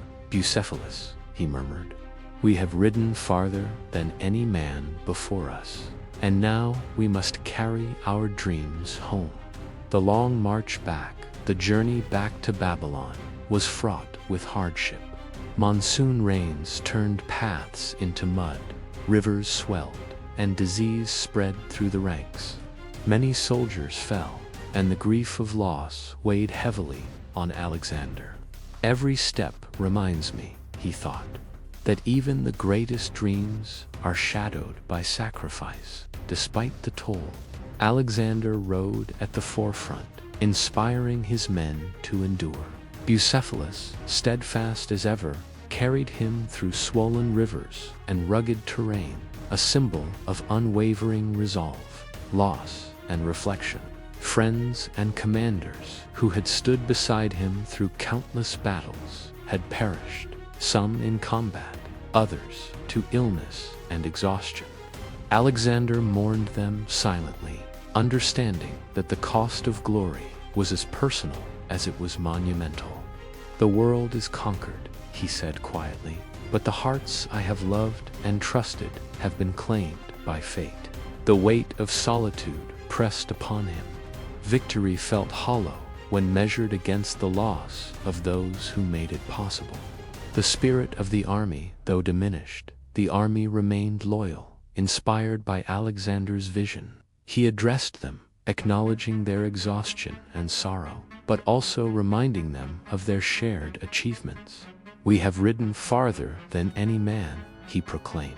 "We have faced beasts, kings, and the unknown itself. And though many have fallen, The flame of our deeds will endure forever." The soldiers cheered, tears mixing with the dust of the road, hearts reignited with purpose. The lessons of the edge. Alexander reflected on the lessons learned at the far reaches of the world. Courage alone could not sustain an empire. Vision must be balanced with care for the men who enact it. True leadership demanded both strength and empathy. To reach the edge is not enough, he thought. One must return with wisdom, or all is lost. Bucephalus nuzzled him, sensing the depth of his master's contemplation, a silent companion in the triumphs and sorrows of the march. Encounters on the journey. Along the way, Alexander encountered villages and cities unfamiliar to him before. He sought not merely to conquer, but to understand. Trade, dialogue, and diplomacy became as crucial as swords and spears, forging bonds that would stabilize the empire for years to come. Empires are not built by force alone, he reflected. They endure through respect, knowledge, and connection. These encounters reminded him that the edge of the world is not a limit, but a lesson that exploration and conquest must always honor the people who inhabit it. Returned to Babylon at last. The gates of Babylon appeared, familiar yet transformed by the journey. Alexander entered the city, greeted by those who had remained loyal, and by the whispers of history watching his every step. The king who had ventured beyond the known world now returned, tempered by experience, loss, and the wisdom of the journey. "We have reached home," he said, "but the journey continues in memory, in legacy, and in the hearts of those who follow." Bucephalus stepped firmly onto the streets, carrying Alexander not only through space, but through the passage of legend itself, the eternal dream. Though weary, Alexander's vision remained undiminished. He planned cities, alliances, and campaigns for the future, even as he grieved the fallen. His ambition was no longer merely territorial. It had become a quest for unity, knowledge, and immortality in memory. "The edge of the world has taught me this," he said softly, "that to lead is to endure, to dream, and to honor those who share the path." Bucephalus neighed, a sound that echoed through the city, as if affirming that the son of thunder had returned, not defeated, but refined and eternal in spirit. Chapter 18. The Last Banquet. The halls of Babylon shimmered with torchlight, golden against the cool stone walls. Alexander sat at the head of the banquet table, surrounded by generals, nobles, and scholars, men who had shared his victories, dreams, and burdens. The aroma of roasted meats, exotic spices, and wine filled the air, yet a solemn weight hung over the gathering. Tonight, Alexander thought, we celebrate, but also contemplate the future and the shadows that accompany greatness. Bucephalus stood nearby, silent yet ever-present, a guardian of both king and legend. The feast of glory, the banquet, began with laughter and toasts, recalling victories across lands and rivers, from Gaugamela to Hydaspes. Stories of bravery, cunning, and near-impossible triumphs were told, each man contributing to the tapestry of legend. Wine flowed freely, loosening tongues and revealing hearts, hopes, and regrets. To glory, one general cried. To Alexander, whose vision knows no bounds. Alexander raised his cup, eyes gleaming with both pride and reflection. To destiny, he replied softly, and to those who make it bearable for mortals. A prophecy spoken among the guests. A mysterious seer approached, a man whose reputation for visions had reached even the distant corners of the empire. He spoke in low, deliberate tones, his eyes fixed on Alexander. The flame you carry, son of thunder, the seer intoned, burns brighter than any empire. Yet even fire wanes. Your journey is far from over, but shadows linger where your gaze is strongest. A hush fell over the hall. Generals glanced uneasily, and Alexander felt a chill, not from the evening air, but from the weight of prophecy. Reflection in wine. Alexander sipped wine, tasting both sweetness and bitterness. I have conquered kings, rivers, and empires, he mused quietly. Yet a truth remains. No sword, no strategy, no horse can protect me from fate itself. Bucephalus pawed the floor, sensing the tension. The king stroked his loyal companion's mane, drawing strength from the bond forged through decades of shared battle. The ominous evening, the banquet continued, but an undercurrent of unease lingered. Alexander spoke of future campaigns, new cities, and dreams of uniting East and West. Yet, in his heart, he knew the world he had shaped was fragile, mortal, and full of unseen threats. The men I command may grow weary, he thought. The lands may resist, and even the gods may watch silently. But the vision must endure, even if the flame flickers too soon. A private conversation. Later, in a quieter chamber, Alexander spoke with close generals. They discussed the empire's governance, succession, and the challenges ahead. Yet all conversations return to one thought: the fragile balance between ambition and mortality.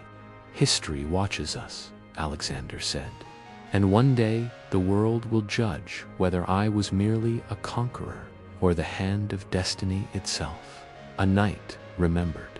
As the banquet drew to a close, Alexander walked the palace terraces, gazing at the stars above Babylon. The heavens are witness, he murmured, to what men can achieve, and to the fleeting nature of life that shadows all triumphs. Bucephalus nuzzled him softly, a reminder that even amidst uncertainty, loyalty and courage endure. The seer's prophecy echoed in his mind. Shadows linger where vision burns the brightest. Even a king who had conquered the known world could not escape the inevitable truths of mortality, fate, and the fragile human heart. The final toast, returning briefly to the hall, Alexander lifted his cup once more. To the empire, to courage, to the dreams that outlast us all, he declared. The room echoed with cheers, but in the quiet corners, men wondered whether they were witnessing the end of a legend or merely the closing of one chapter in an immortal story. The king's solitude later, alone in his chamber, Alexander pondered the evening. All victories, all glory, all vision, he whispered, are fragile, fleeting, yet unforgettable. May my deeds inspire those who follow, and may the world remember, even if I do not linger to see it all. Bucephalus lay nearby, the ever-faithful companion.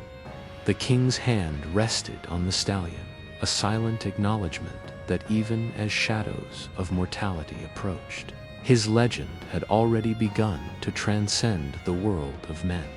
Chapter the 19th.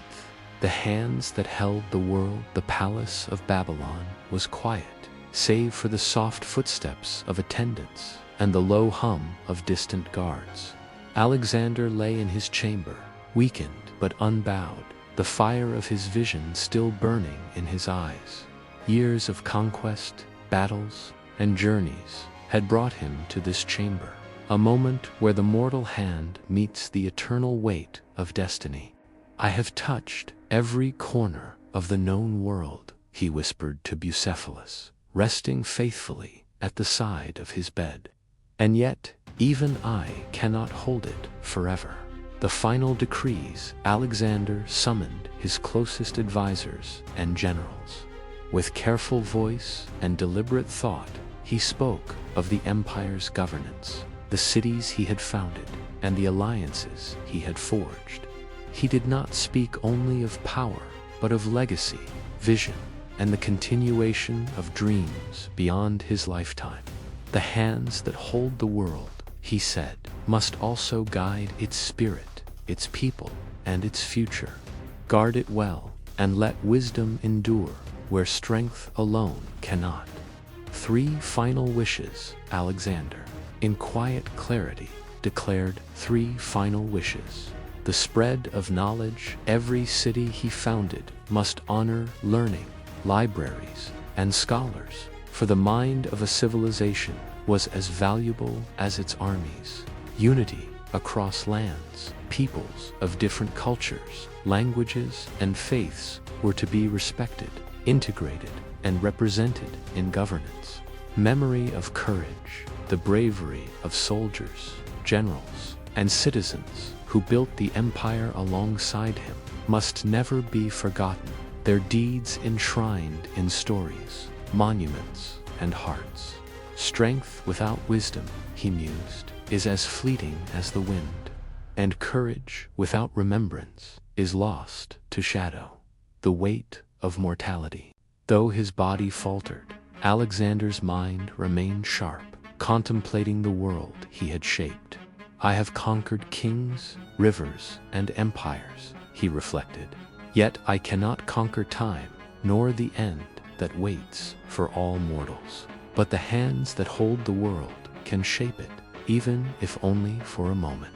Bucephalus nuzzled him, a silent companion witnessing both the triumphs and the fragile nature of life. The empire in his hands, Alexander envisioned Babylon not as a city alone, but as the heart of an empire spanning continents. He imagined governors enforcing justice, scholars teaching, and soldiers protecting the peace he had fought to establish. Let my hands, he thought, guide not through fear, but through example, vision, and respect. His empire was more than territory. It was a living testament to the unity of ambition, courage, and wisdom. A legacy secured advisors and generals listened intently, absorbing both orders and philosophy. Alexander knew the empire would face challenges after his departure, yet he entrusted it to those who had earned both respect and loyalty. A ruler may fall, he said, but the vision of a ruler can endure beyond flesh and bone. Guard it, nurture it, and let it burn brighter than any mortal flame. Bucephalus pawed the ground, as if affirming that the hand which held the world had left guidance, courage, and a spark of immortality. Farewell to companions, Alexander spoke privately to friends and loyal generals, expressing gratitude, pride, and hope. You have been my strength, my shield, and my conscience, he said. Carry our deeds, our vision, and our courage into the future. Let the world remember not only the empire, but the hearts that built it. The room was silent, except for the crackle of torches and the soft breathing of men moved by history in the making. The eternal hands, as his eyes closed, Alexander's thoughts drifted over mountains, rivers, and cities he had touched. He imagined the armies he had led, the battles won, and the alliances forged across continents. Though my hands may release the world, he whispered, the spirit of what we built will endure. And in that endurance, I am immortal. Bucephalus rested his head upon Alexander's chest, a final testament to the bond between man and legend. The hands that had held the world were now at peace, leaving behind a legacy that would shape history for millennia. Chapter 20. Immortality. The palace of Babylon lay silent, draped in the quiet shadow of night. Alexander's body, once vibrant with unstoppable energy, now lay still. Yet the world he had shaped did not weep merely for the man, but for the legend he had become, a flame that death could not extinguish. Though flesh falters, vision endures, whispered the winds through the marble halls. Though empires crumble, the story of Alexander will remain eternal. Bucephalus stood nearby, mournful yet dignified, the final companion of a king who had defied the known limits of the world. The death and the myth-word of Alexander's passing spread quickly across the lands he had conquered.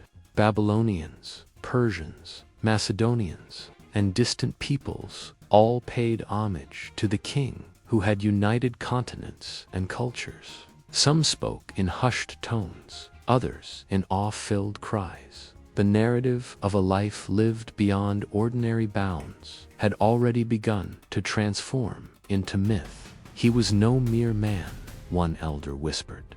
He was thunder incarnate, lightning that struck the world and left it forever changed.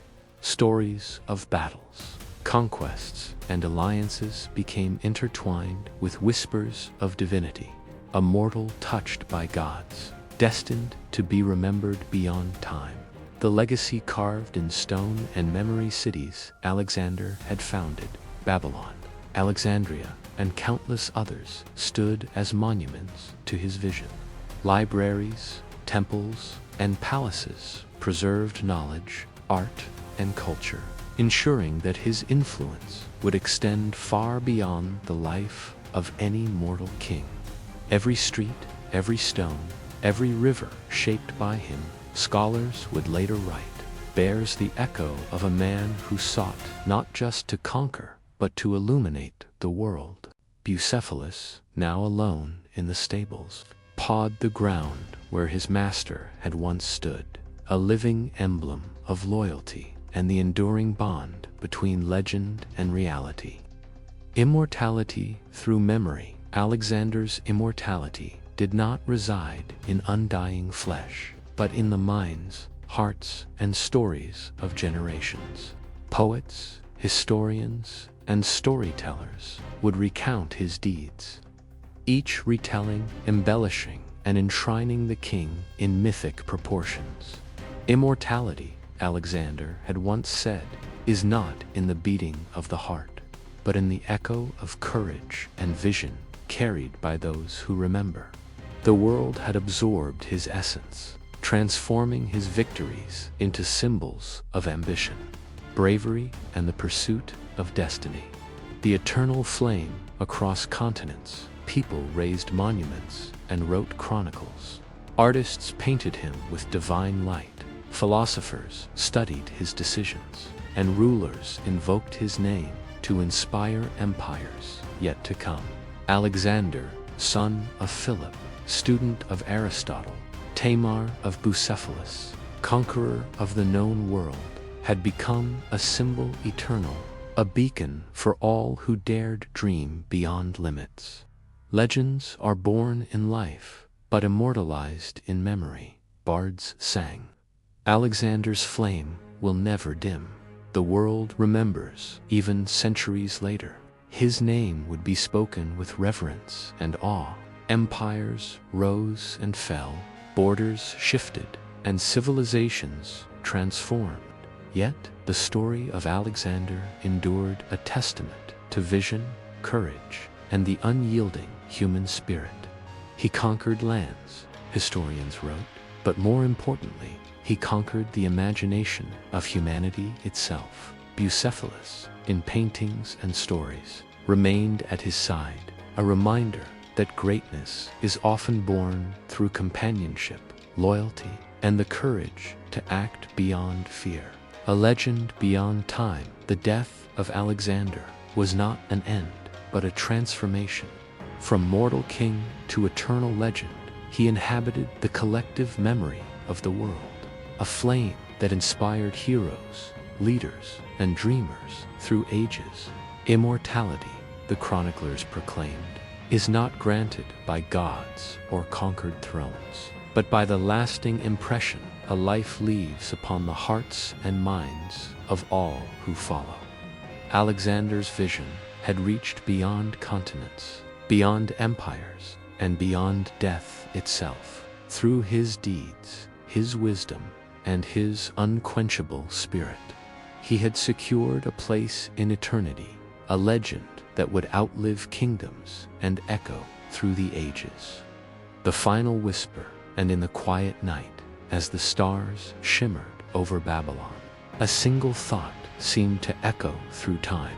The flame that burned in life now shines forever. Alexander, son of thunder, Tamar of worlds, eternal in memory, lives as long as courage, vision, and dreams endure. Bucephalus neighed softly, as if affirming the truth. The mortal may pass, but legends never die.